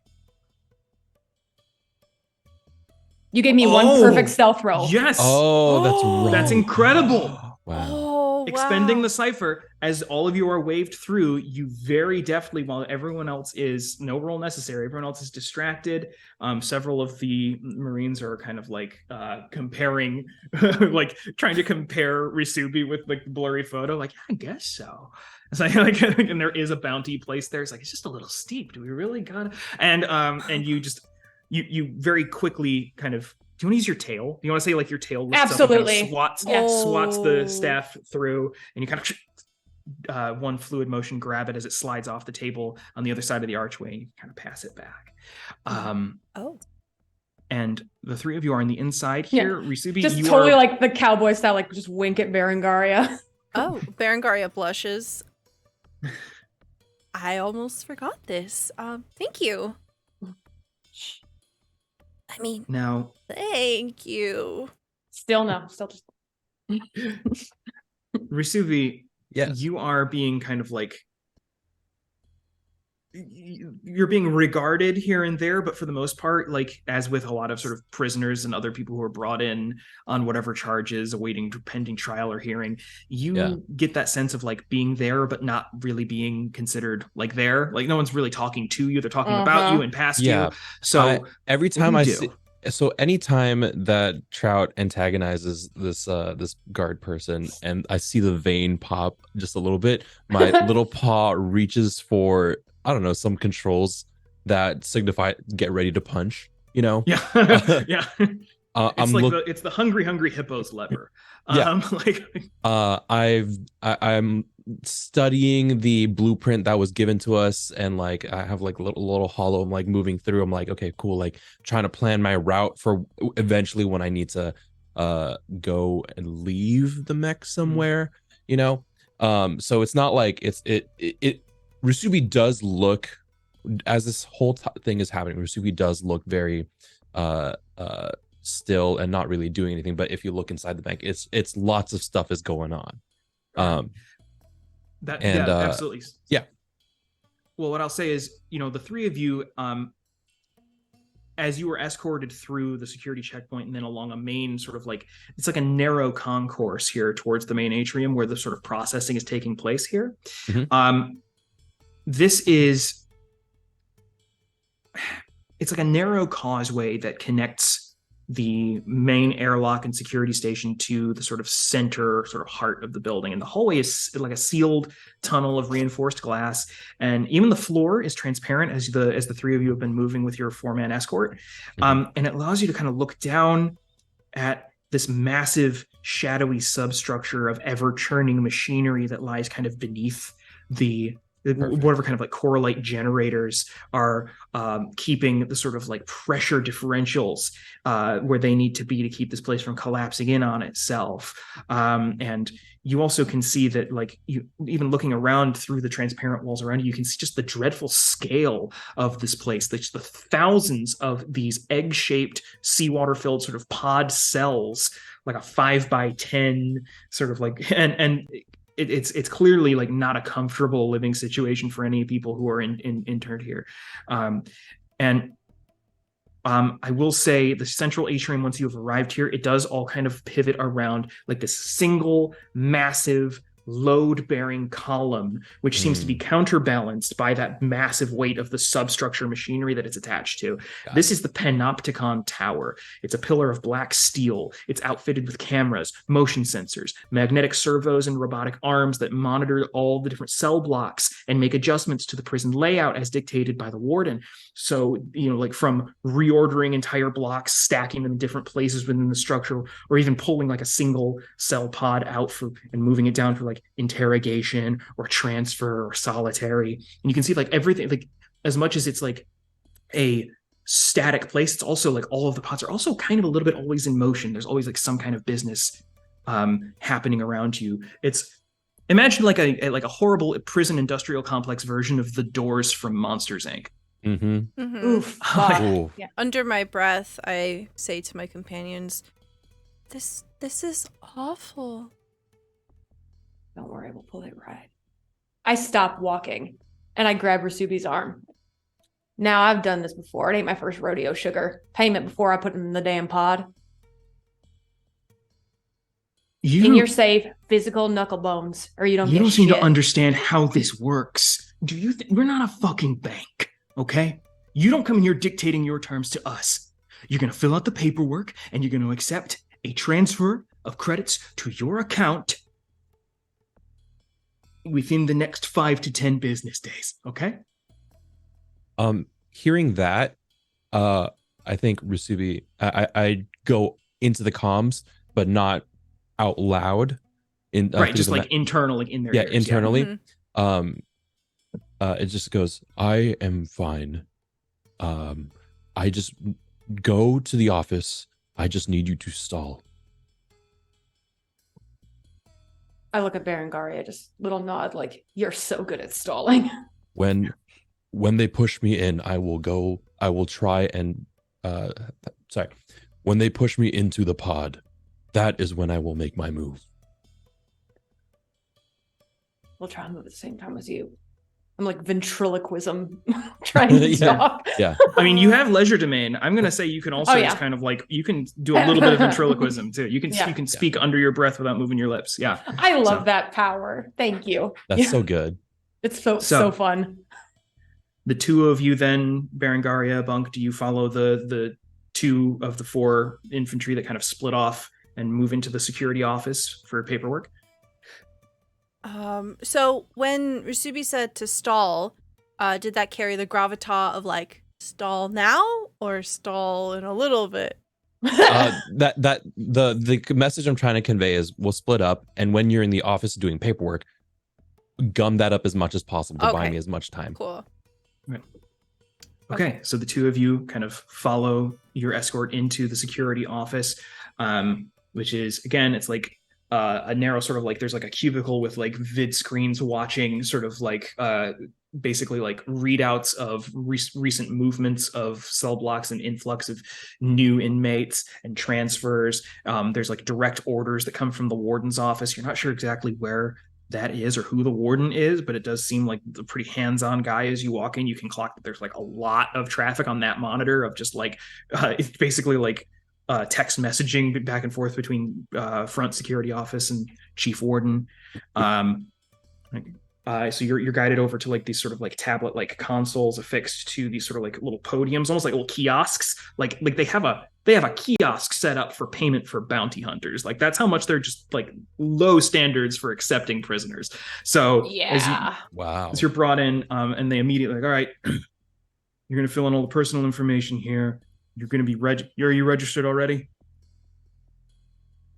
To vote? Have we done business before? Oh, I do not rightly believe so, no. Does that require more paperwork? Register. Yeah. It's going to require, yes, you're going to have to create a profile in the system. Oh, can you help me with that? I'm brand new. This is my first job.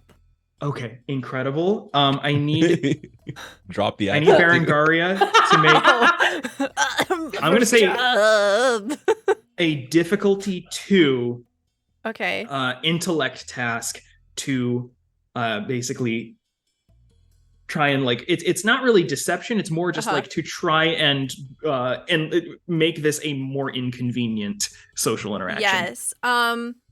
I say please. Does that make it a pleasant social interaction? You know what? I'm gonna say this is pleasant in the way that like it's a pleasant in the way that like a mundane like going to the DMV is like you're not being mean to each other. So sure, yeah. Let's you're trained in that. Let's take it down Adam, to while Barry is stalling and like really like milking this, I'm keeping one eye on all the different like security feeds because I'm getting an eye on like the layout of this place. Mm-hmm. And I'm keeping an eye on Rasubi, like kind of back and forth, just checking to watch and see who's going to move first. Okay. Perfect. So that's going to be a difficulty 1 roll from Berengaria to try and gum up the works a little bit here. So 3 or higher does it. Okay. I rolled a 15. Oh, hell yeah. So Yes. you very easily are able to manipulate the situation. It's like, you know what, I was going to have... Normally we dock your pay if you're not registered and you try and bring somebody in before you're supposed to pre-register. I'm going to waive that right now because I know I'm going to waive that. That's me being nice. Okay. Oh, thank you so much. You know, by helping me now, then that means that I'm more likely to come back, you know? It's a very interesting dialect, miss. And A very, very slow turn to Berengaria. It's a lot of those happening. Risuvi. Yeah. They're giving you plenty of time to work here as the two remaining Marines. One remains at the post, just kind of like standing guard at the entryway to the atrium from the main concourse, and the other one is escorting you over towards the center to the Panopticon tower, and has you stand there, and like the tower kind of reorients, and like you can see like the whirring of several different like machines as something chunks into place and moves down the tower, and there's like a camera lens in front of you. That's cool. All right, stand still, and the camera is going to basically take a photo for processing of you. So okay. That's just what happens. Okay.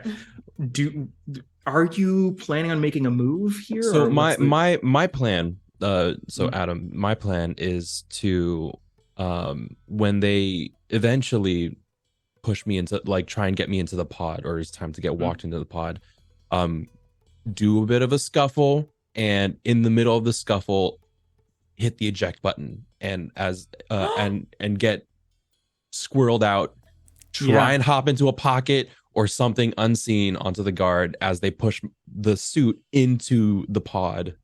I understand. Or if that's like way later on, I can make the move now, and like when no one's watching, then you don't see a like the pods like moving quite yet. You can see that the processing is ongoing. You can see that the guard that had been the sort of Marine who'd been kind of like walking you up to the tower walks over around to another part of the tower where like a console opens up and like a hollow keyboard and kind of like haptic feedback starts typing in some info. And I'm going to do a little bit of a GM intrusion here. Oh, sweet. Oh yeah. Let's go. How dare. I'm in. I love GM intrusions. Spicy. They're always fun. Music range. So the fourth and final one of these sort of infantry guards has been staring at the photo, that blurry photo that was on the wall of like wanted for tampering with Imperial technology or seditious activity, kind of staring back and forth at you and back at the wall. And what's this next to him? Like what is that? That other shape. It's a little shape. Like, I'm busy over here. What do you... And then I will go, you will never find them. The first words I spoke in this whole yeah. You know, you were doing real well up until now, keeping your damn mouth shut.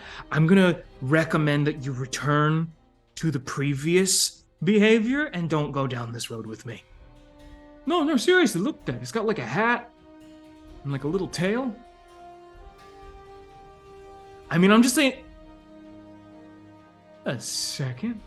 I'm gonna punch one of the guards. Yeah, like as he leans in, and like you can see a flash of recognition as he clocks in the grainy photo, the very telltale unique shape of this very unique one of a kind sniper rifle. It is banana yellow, to be fair. It is banana yellow. And as he turns just in time for him to see you rearing back and just like throwing a haymaker, make an attack roll here. And it is a task level 2. Task level 2. All right. Okay. Get him, task Rasubi. level 2. Submit. Oh, okay, cool. Okay. Well, did that go? No, it didn't. Rolled a 7. Oh, yeah, rolled a 7. Okay. Rolled a 7. Roll the 7. A success as you So you absolutely connect with this guy right in the face. Like, how much damage does your attack do? It says 7. That's a lot. That is a So lot of damage.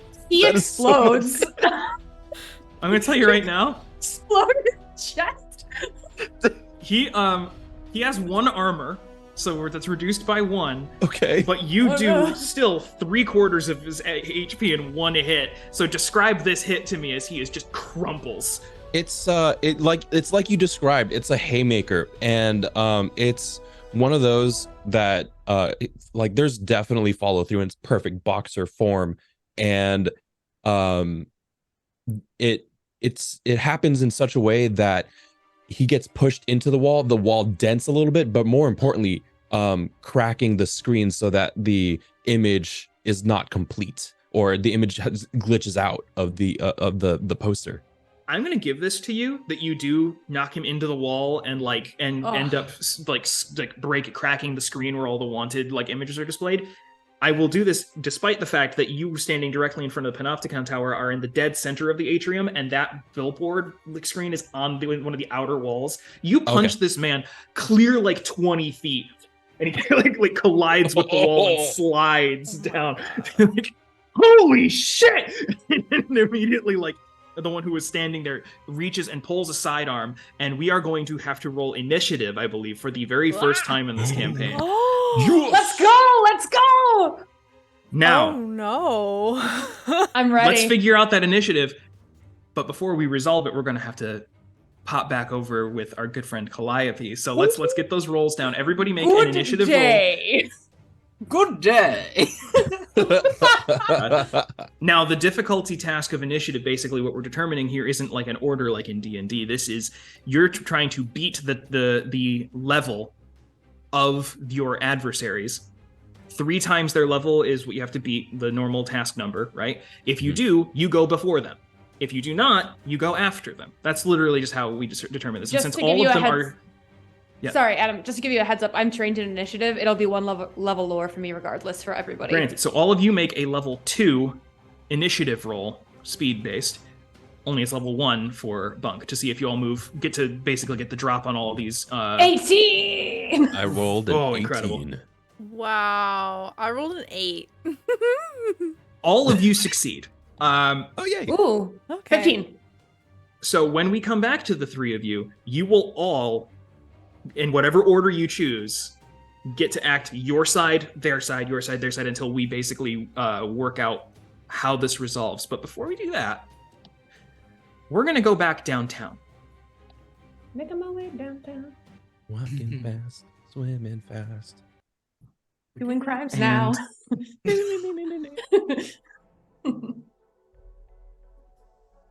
Incredible.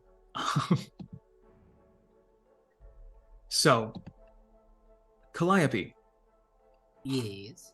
you have the sort of watertight seal breaks and bubbles kind of burst out as the lift door opens again onto the 2nd floor west wing of the Marabas Network broadcast station.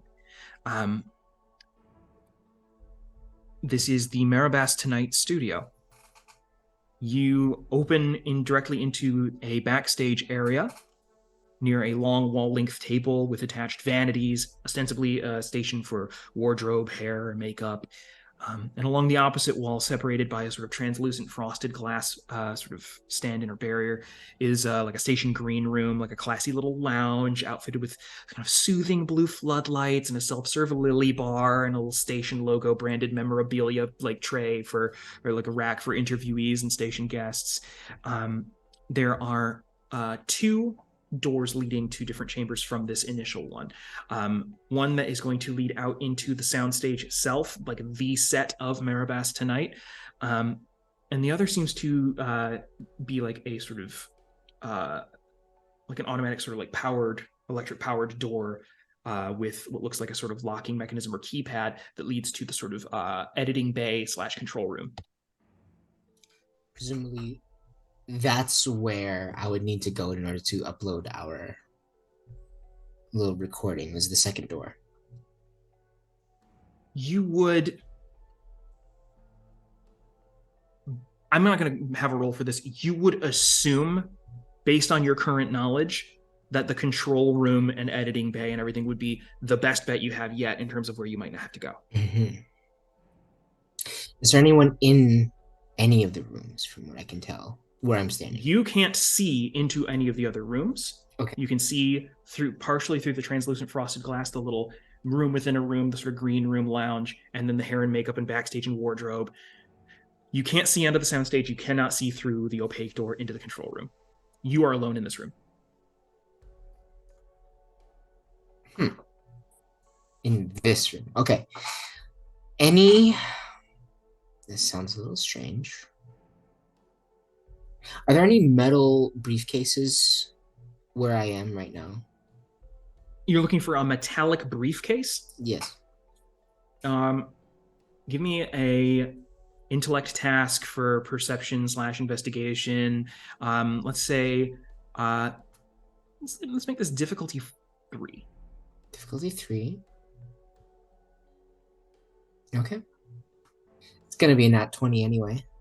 Oh my god! Whoa! What? Oh my god! Did you just do that? Grand slam! That's a Calling nat the 20. shot. I That's don't a even. nat 20, chat. That's a nat 20. So for just Z called that before the roll Before was they- revealed. Yes. Z called nat 20 before the reveal was revealed. Yeah. Yes. I don't know what to do about that right now. Mm-hmm. Is that like a super 20? Like, is that like That's a 40. So. So not only do you find exactly what you're looking for, this place looks like there's, a lot of different elements of wardrobe. Looks like, for various different, like it's this soundstage is used for, several like different sort of skits and things. So like it's basically like there's Maribas tonight, and then there's like Good Morning Maribas, or like, oh, now we're gonna have like a themed show, and we have like the special chef guest. It's like one of those sort of like talk variety things too. So yeah, you can find just about whatever sort of article of clothing or accessory you might be looking for. There's a sort of like a silvery chrome metallic briefcase. You know what else you find? Tell me. a gun? There is a small piece of what looks almost like an SD card or like a USB thumbstick. Ooh. Something like similar in scale. It has like a sort of you can see where like prongs would connect to another electronic device. Go ahead and add the remote activator cipher to your list. This is a contingent cipher. It is something that can be linked or reprogrammed to remotely activate another cipher or other tech. So basically, you can take this and connect it to another cipher or to any piece of technology, and you can say, I am going to activate that cipher or that machine using this sort of like, I'm going to put like this thing in it, and I'm going to basically use a remote. It's like a remote detonator. You can literally just say, I'm going to press this button from however far away up to like, a mile. And you can press this button and it will make a thing happen with the thing you attach it to. So it's like a two-piece little piece of tech. Yeah. It's Unlocked very flexible. Bluetooth upgrade. Hell yeah. Yeah. Speaking by the way of little rewards, Risubi definitely gets an experience point for being present for that complication, yes. that GM intrusion. Yay. And an experience point also goes to Bunk for being implicated, as you are now heavily suspected as being in cahoots. Hell yeah. Thanks. I love being in cahoots. You were in the photo, let's be honest. Yeah, I know. We I live know. in cahoots. Banana yellow. So, with that little extra bonus, you have the briefcase you're looking for. What do you do next?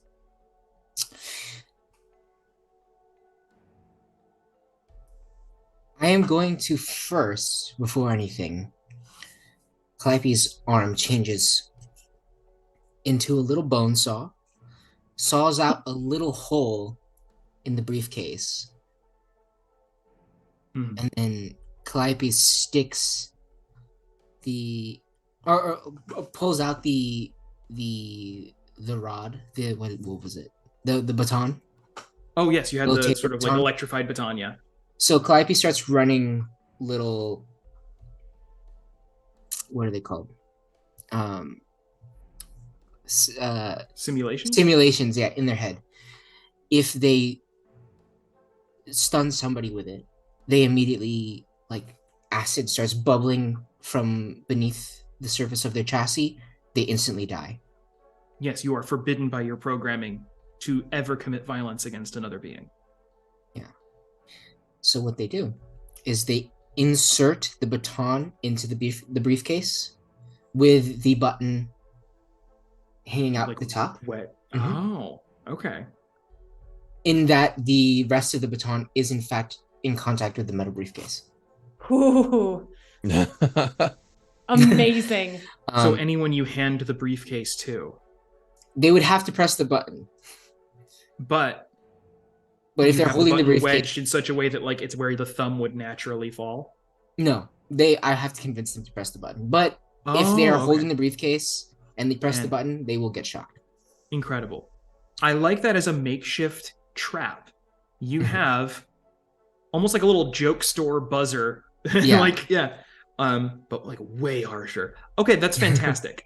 Okay. So you have that. What next?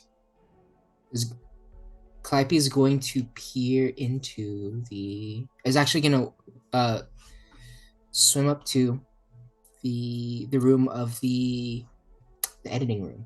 Oh, so like the control room. The control room. So there is no visible knob on the door. It doesn't appear like something you would like operate. Like it does have a keypad next to it, however, with like a little strip for like swiping a card or like a little card reader. You do not have the ID card from Tramar. You did allow him to keep that. So you would have to find some other way of accessing it. I'm going to knock. Calliope is going to knock. So you just knock on it. Okay, understood. Fantastic. So from inside, there is no initial response. You just kind of like you knock subtly on the door. There's nothing. Can I do a little scan with my your scan ability? My scan ability. Read that for me here. Like, let me understand. How does that work? What are the parameters of your scan ability? Scanning a creature or object will always reveal its level. You'll also learn whatever facts the GM feels are pertinent about the matter and energy in that area. For example, you might learn that wooden box. It gives examples here. Does it affect an area through natural barriers like doors? Can you like basically? Yes. So, for example, it's a 10-foot, so 3-meter cube. But I can scan the area and see if there are creatures in there, because I can actually scan a metal, like a wooden box, and you would tell me whether there's stuff inside. Yeah. I see. Okay. So, and this is an active ability that costs points from one of your pools, correct? Cost 2. Mm-hmm. Okay. But you have edge and intellect, so it will actually only cost you 1 point from the pool to activate this ability. So yes, describe what it looks like when Calliope activates their scan ability. Calliope puts their hand on the door, just tapping their finger, and then you see like a blue ring of light just across their body and then into their hand and then out through the door and through the room. Kind it doesn't pulses. Yeah, it's like a pulse that goes through. Okay. Their eye flickers red a little bit. Just a little bit. Just a touch. You immediately can see kind of almost like via like an echolocation or just like the vague shapes on the other side. You can see the silhouettes rimmed in that sort of blue light of the sort of pulse that you sent out of various pieces of haptic feedback, hollow display technology, several monitors showing, like you can't see what's on them, you can see the shapes of them, and there appears to be some like a little kind of like clamshell chair, basically like a director's chair where someone might sit at a desk. And there is a creature sitting in that. And you can see, like, from their silhouette, the big telltale spines. This is an adult urchin folk, or at least a young adult urchin folk. And they appear to be wearing, like, you can see, like, the silhouette of that same little, like, shoulder-mounted flashlight and the same sort of boots and stuff of, like, the station security. This is a level 1 creature. This is not a threatening creature, to give you a sense of what you're looking at here. Valthuran Naval Officer, please open the door. Your scan kind of ongoing. You can see that the urchin folk's head is kind of like bobbing a little bit. No response to you.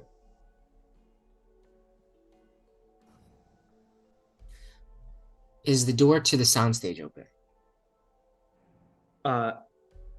You go over and test that door and say, yes, it is. You can go ahead and just it just opens automatically as you approach close enough. It opens up, you can move through. And there, just as it appears on TV every night, there's the big desk and the sort of Marabas Tonight marquee and the big green screen. And actually, the weatherman is the tiny starfish with a clip-on tie is still stuck to that green screen, like he never left. Are they live right now? Oh, no one's there. No one's there, there except for this one starfish that the anchors seem to speak to as though it's speaking back to them, but is just kind of more decor than it is a member of the cast. How does Calliope keep meeting these specific characters? First the octopus. Yeah. It's so good. This is so good. There is also a clear, as you kind of move through, there is a sort of a transparent barrier, like a sort of acrylic glass barrier between the soundstage and the editing bay, so you can see darkly in there still the silhouettes of all the technology, the faint haze and glow of the vid screens, and the sort of rimlet silhouette of a big spiky-headed urchin folk just kind of bobbing their head back and forth, leaned over a little bit, staring into some kind of screen. And you can see the telltale now from this as you kind of slink in and look through their silhouette. They seem to be wearing big, just chunky headphones. Gotcha. I'm gonna walk over to the window and knock on it. And yeah, you swim on over and pound on the window a little bit, and hands behind immediately the back. Falls back out of the chair and very slowly and gently, because we're underwater, and picks themselves back up, and swims up and kind of clambers over the machinery and squints through the glass and you're face to face through the glass. And there's this kind of scarlet hued urchin folk with looks like a teenager, definitely not up to code in the way they're wearing their uniform, sleeves rolled up. Oh. Yeah. No, swims on back and opens the door. I am so sorry. That's all right. Valthuran Naval Ordnance 5946, please enter the soundstage at once. Hold on to this, please. What? I got it. Okay, you're gonna have to make a deception roll here, and this is level 1. Totally fine. And I'm gonna say you did have an ongoing asset for deception for rank, so you don't have to roll actually. Oh, okay. And they just take the briefcase. You got it. Is this for a thing? Am I? This is a tech check. We're making sure that all of our security is up to par as per the most recent events. Yes. All right. And he swims back out into the soundstage and gives you a big thumbs up, holds up the briefcase, and you have the control room to yourself. I'm gonna lock the door to the soundstage. Absolutely. And then I'm going to go into the control room, lock the door to that, and then turn on the mic to speak to those inside the soundstage. Okay. Can you hear me?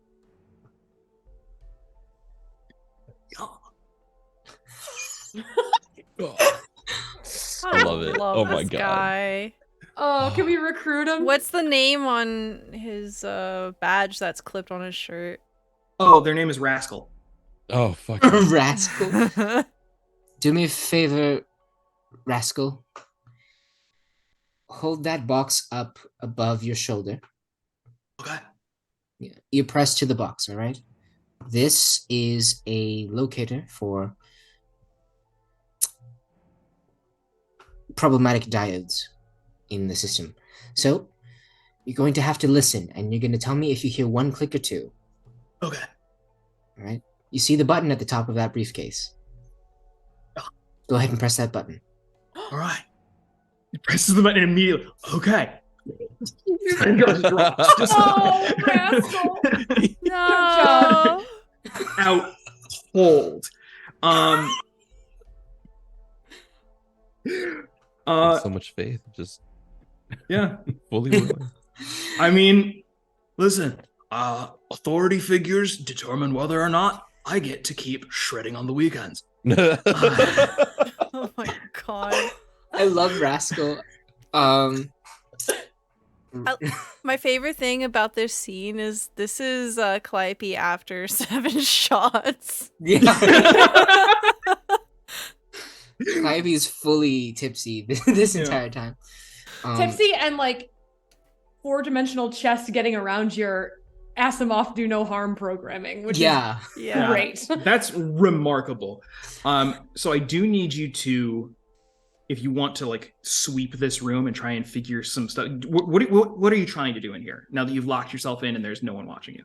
I'm going to try to find a way to put out a live broadcast right now. Okay. From this room.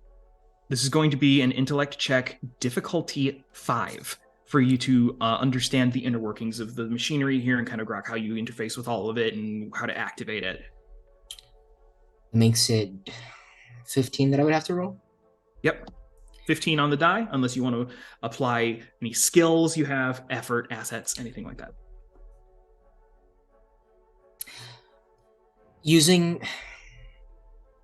Could I use my mechanical repair skill, which I would be... You are skilled with all tasks relating to the repair or maintenance of mechanical sort of devices? Yes. I'll say that counts. We'll take it down to a 4. Okay. 12. And you know what? I'm going to go ahead and use 1 effort, but it doesn't matter. Okay. Because, gang, you already know it's going to be a nat 20. Oh, no. my God. I mean, come on. Can we do I'll it say, again? would you I mean- tempt his face? No, And you did it. Oh, 3. it rolled a 2. 2. Rolled a 2. That's Oh, a half 2. of the way to 20. So, you are... Rolled Yeah. I'm Oh, going to make God. an intrusion here. Ah! Oh, I love intrusion. As you are very slowly coming to grips with the many different computers, machinery, the different, like, you're just starting to catalog in your brain here. Okay, that's the editing bay. That is for the like live news feeds come through here. That's where the person, like the stenographer, types the ticker tape that comes through on the other side. And as you're figuring out how to, you notice something that you did not notice previously. That all of this machinery is either in standby or sleep mode or shut off, except for, again, one telltale crimson glare of a recording dot of a surveillance camera watching the inside of the editing bay. And you realize as you stare into it that it has seen everything you've just done. And one of the monitors flickers to life.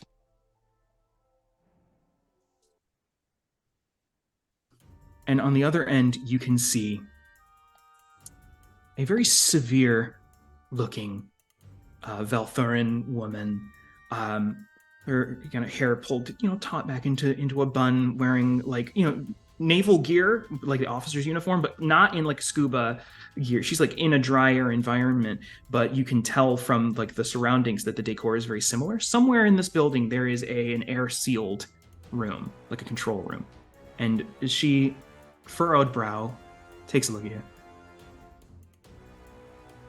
I'm sorry, but I wasn't made aware of any unscheduled inspections, especially not any that led to the bodily harm of the employees under my command. Do you mind explaining yourself?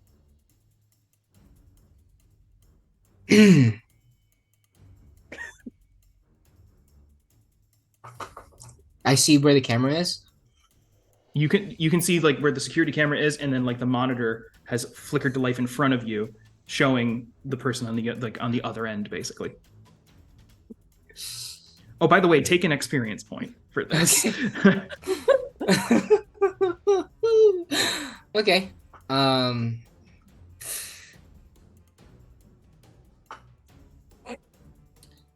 Yes. Who would I have the pleasure of speaking with, first of all?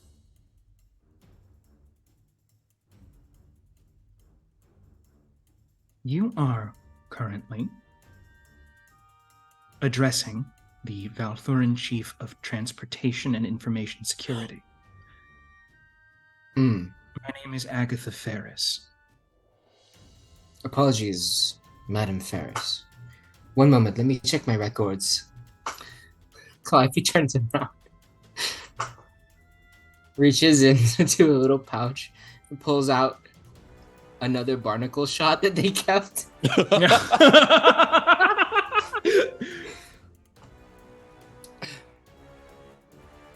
Madam Ferris, it does appear that there's been a bit of a miscommunication between our departments. I am Valthuran Naval Ordnance 5946, and I am performing a bit of a off-the-books update on your system here. This, of course, is in regards to... Madam Ferris, I must ask, are you in your office alone? Off the books, you say?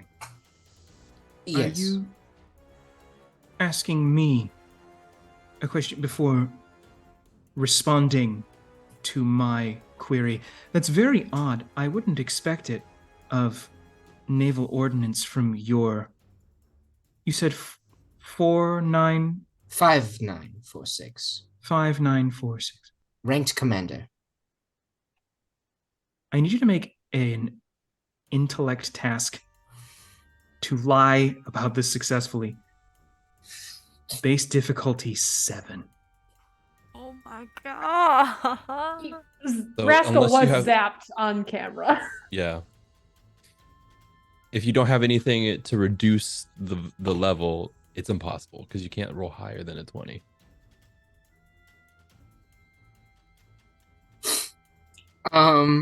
If you apply effort, then an 18 or higher will do it. There you go. Now will my cape reduce it to... That's 5? true. Until you fail, that reduces it by 1 to 6. So it's currently Oh. possible. Oh my god. Okay. Thank you, toothpick urchin. Yeah, I got you. Don't worry about it. Oh, we love toothpick urchin. You want to get that toothpick urchin some lozenges. 6, 12, 18. I'm going to use effort, of course. To reduce it to course. 5. Okay. Mm-hmm. Reduce it to 5. All This is right. gonna be fine. It's doable. You can roll over a 15. That's yeah, easy. 15 and up. 15 Well, and up. You already know. How's Okay. that? How's Go that to- intellect pool looking, by the way? You like what? It's like I started out with 21. I'm still looking Oh. juicy. Oh, Still yeah, you're looking good. juicy. 21. You already know what it's gonna be. You already know what it's gonna Oh be. yeah, we already know. You already know. Like, why I did have to don't make know, you just roll it! No, No. you it's a already- 5. you got yeah. Fine. Stop How saying about that. an It worked. identical roll to last time? It only works How- once. It only works once. It turns out. I mean, Yeah. I did in that sense. Kind of already know what it was gonna be. Yep. Because Whoa. I'm like, I don't think this is gonna work out. I believed. Okay. Oh. Agatha Ferris leans back. Aggie, no. 5946. That serial number denotes 5,000 series. They were ranked auxiliary lieutenant commander, if I recall correctly. And if this were off the books, I believe I would have been the one to order it, seeing as I answer directly to Viceroy Kairulis myself. So, unless you have anything more convincing to... I mean, I'm all ears if you'd like to audition for the part of commander. But until then, I'm afraid we may have to part ways here. Indeed.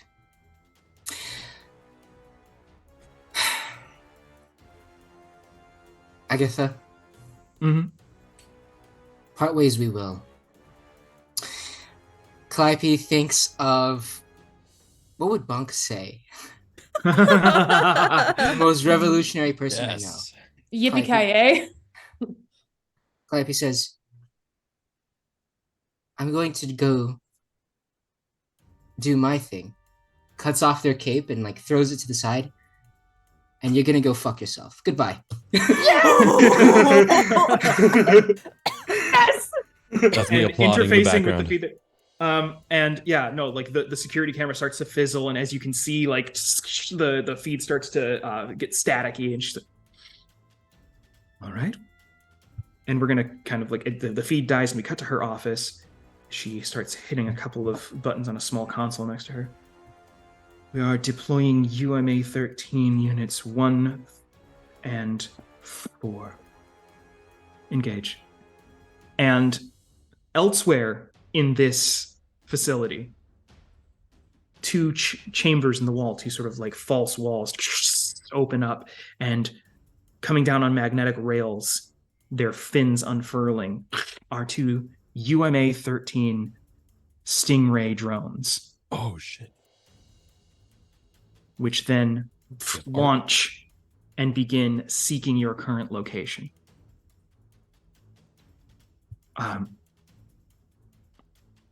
So we're going to move away from you at this point.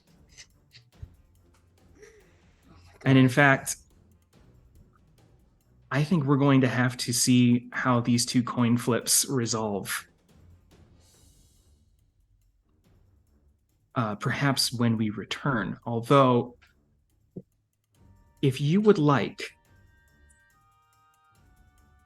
before you escape this chamber here, I will allow you one more attempt before you try and get out of this this editing bay, this control room, to try and access the emergency broadcast system.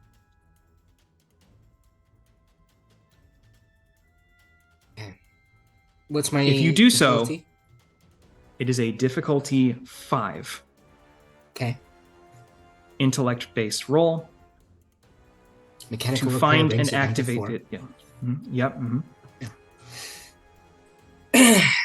I will say taking this time to do this, whether you succeed or fail, will make the escape more difficult. Call it, Christian. I say do it. All right. Come I on, said baby. Do it. Hell yeah. Let's do it. Let's do it. Douse the Difficulty's not torch. awful. Douse the motherfucking torch. Difficulty 3. Mm-hmm. Hold on, I'll pet my cat for good luck. Mm-hmm. Okay. Come We're on. using more effort. We're Okay, burning through down it. to a 4. Bells and whistles. Right. Isn't it good? Aren't we down to 4 or 3? Okay, It was so it difficulty starts at 5. 5.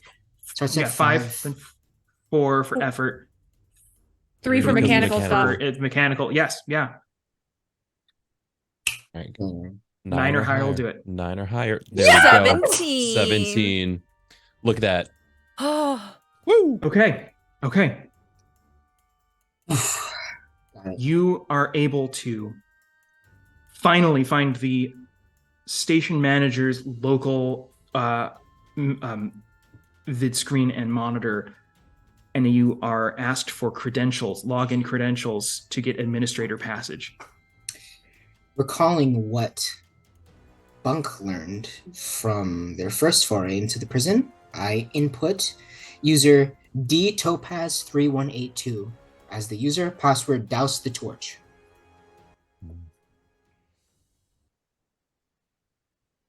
All caps, Douse the torch. Mm. And what do you upload into the emergency broadcast system?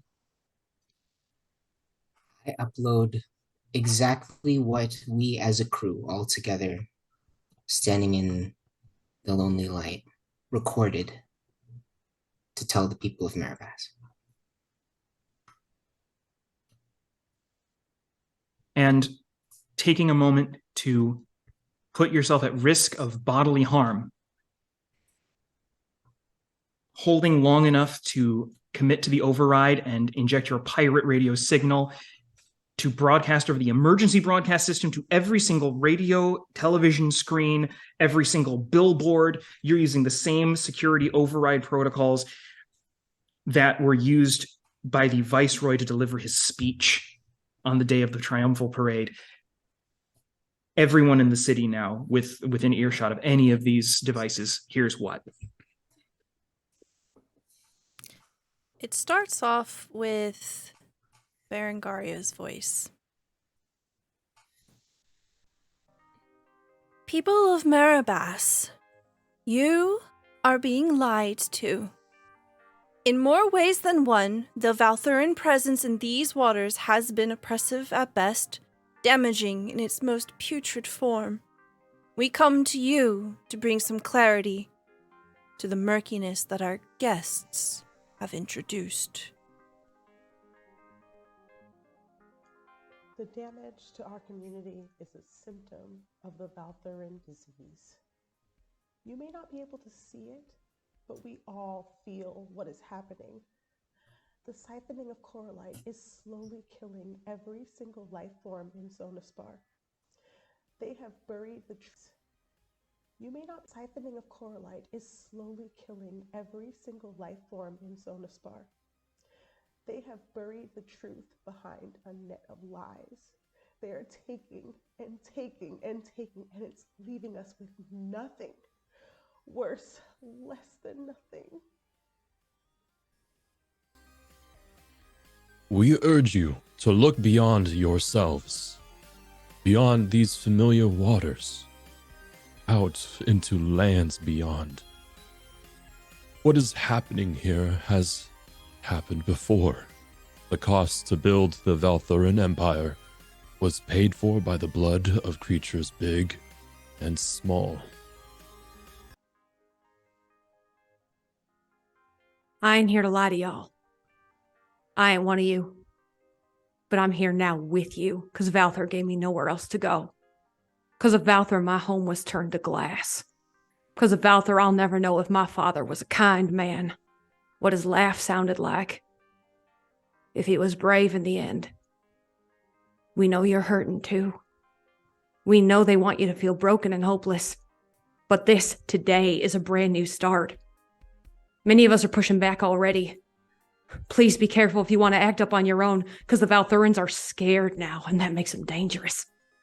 But don't let fear slow you down neither.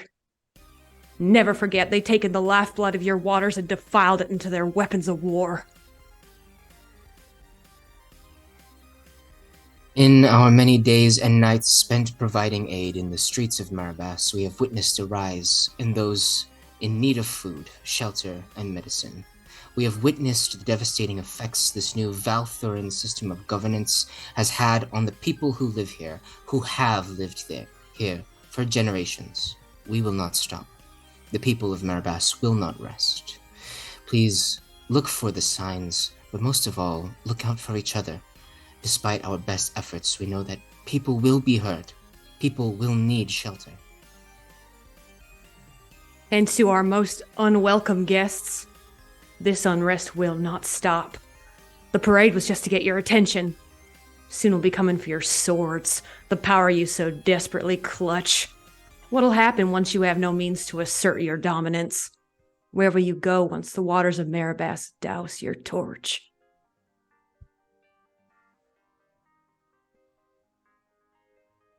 That pirate radio signal is transmitted across the entire city. And though you cannot be sure what has become of your companion Calliope, you are now inside the prison, cut off from direct communication.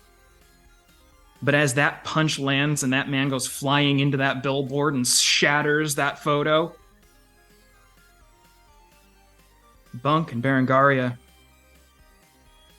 a very curious audio file starts playing through every single receiver in the security office.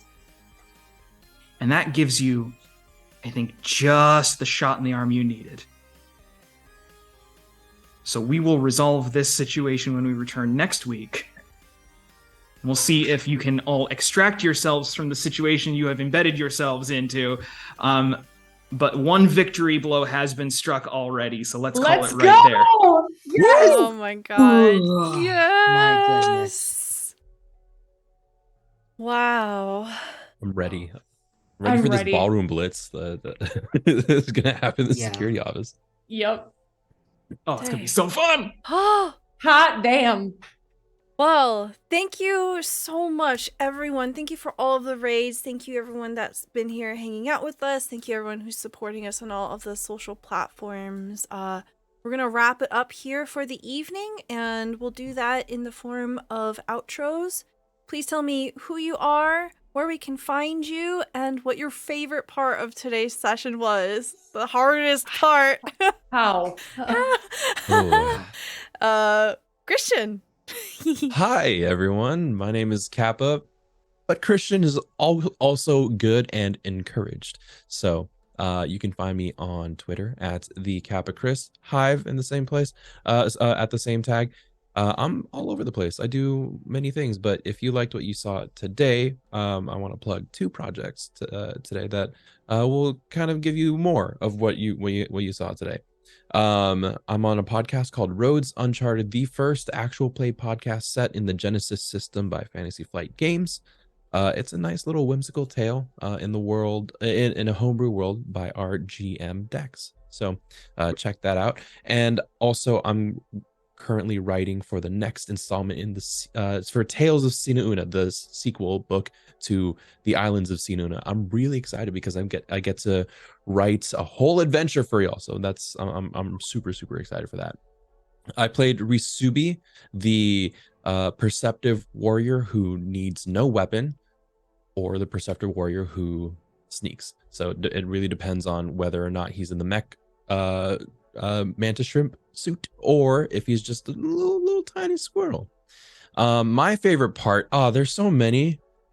There's a lot. I think I think the most hype for me was Z calling out the nat 20 and then rolling a nat 20. That was pretty good. I think never seen that. No. I mean, if you do it every single time, it's a 5% chance, but it's still it's so good. That was great. There's so much of this I wanted to point out, but that one was rare and special and on camera. So that's me. Thank you so much, Z. Hi, I am Z. I have been Calliope, the sharp-eyed adept who fuses mind and machine, and it has been quite a game for Calliope. Quite a game for Calliope. I would say my favorite part, oh my goodness, I had a lot of fun. So we've been switching the cameras a lot. That's what Stella's been up to. I had a lot of fun when the camera was not on me. I've had my mic sometimes muted, just like laughing my ass off at what these 3 are going through all together. And I really I loved, I'm gonna give this, I think, to just right off the bat, Berengaria's use of the Cypher to get tiger costumes of all things. Yes. It's like, incredible. Yeah, this is what we're rolling with, is tiger costumes underwater, and it was very good. Set the tone 100%. Also for inventing Scritches. Thank you for that. Yeah. And thank you Yes. for Scritches, who Yeah, now so the Tricksy that was Wizards good. have to draw. Oh, don't worry. It'll be next week. It'll be next week. Pull the Zootopia art. I'd like to thank this little guy that sits on my desk. It's just a little stress toy. Was the inspiration for Scritches, I guess. Thanks. Super good. Thank you so much. Unfortunately, Jay was not here with us today. They are out overseas and will hopefully join us next time. You can find all of Jay's information there in the chat. Check them out on twitch.tv/thatjjustice. She does a lot of awesome cosplay, does a lot of really awesome work in the community and uplifting voices that are marginalized. And does a lot of really cool Star Trek stuff. Oh yeah. Oh yeah. Jay is an icon, and we missed you. And thank you so Miss much. you. Thank you so much for recording. I should have bumped up the volume, but we'll edit it in post. Yeah, thank you so much. Thank you. And then we'll hop on over to the TricksyWizard duo. Trout, take us away. Sure. Yeah. I'm Trout. I played Bunk, brash sniper on the one, who's wanted by the law. My partner Adam and I make TricksyWizard comics. You can find us at TricksyWizard on all the socials. We have a Kickstarter launching with our friends Maychan Press on January 16th. Feel free to head over to Kickstarter to follow the launch page if you want. It's for a card game called Witchy Cakes. You're stacking layers of cake and knocking other cakes over, trying to build the tallest, most magical cake as a coven of wacky witches. We love it so much, and we think you will too. So please go give it a look. Oh my gosh, my favorite moment. First of all of it. I loved this session, but I might give this to the menace of Aggie Ferris. I was not expecting to be that shook by a transit officer. Aggie's terrifying. The Okay, fine. banality Also, of corporate evil. And to Christian having Rasubi punch someone into a wanted poster to obscure your friend. That's too good. That was Where's amazing. Vin Marinthos when you need him? Thank you so much. Yeah, Adam, please. I'm Adam, the other half of TricksyWizard, and this little guy is Circus, and he woke up for the very end. Hi, baby. So, he's very energetic right now, so I'm gonna go see to him. But we are so excited about the launch of the Witchy Cakes Kickstarter in just 6 days. It's incredible how years of work went into this, and we're so thrilled that people get to see it. My favorite moment tonight was, I think, the smash cut from Calliope screwing up their courage. Okay, it's time. Smash cut to 7 drinks deep at the bar and just kind of talking about robots having anxiety. I think that might be the best straight up set up punchline joke I've ever heard in a tabletop game. That was great. Damn it, you took my favorite. It's okay. There's a bazillion to pick from. Awesome. Thank you so much. I'm Stella Luna. If you are new here, welcome. Hope you enjoyed the show. Please consider giving us a follow. That's a free way that you get notifications for when we go live, and that's a free way that you can support the channel. You can check out our Patreon. All of our Patreons help us make everything that we do here on this channel possible. Thank you so much to all of our Patreons. And I do want to say thank you to my cast members. Thank you, Christian. Thank you, Z. Thank you, Trout. Thank you, Adam. And thank you, Jay. I really appreciate all of y'all. My favorite part, Adam, your NPCs are just always on point. Oh my god. This world just through and through just always feels so real. And we're ruining so many people's lives, but it's for a good cause. It has to be worth it now. Yeah, for sure. Yeah, that's my thing. Thank you so much, everyone, for being here. We'll be back next Tuesday at 8 p.m. Eastern Time. Hope you have a wonderful rest of your week. Please stay safe and stay warm out there, and we'll see you next time. Bye. Bye. Swim.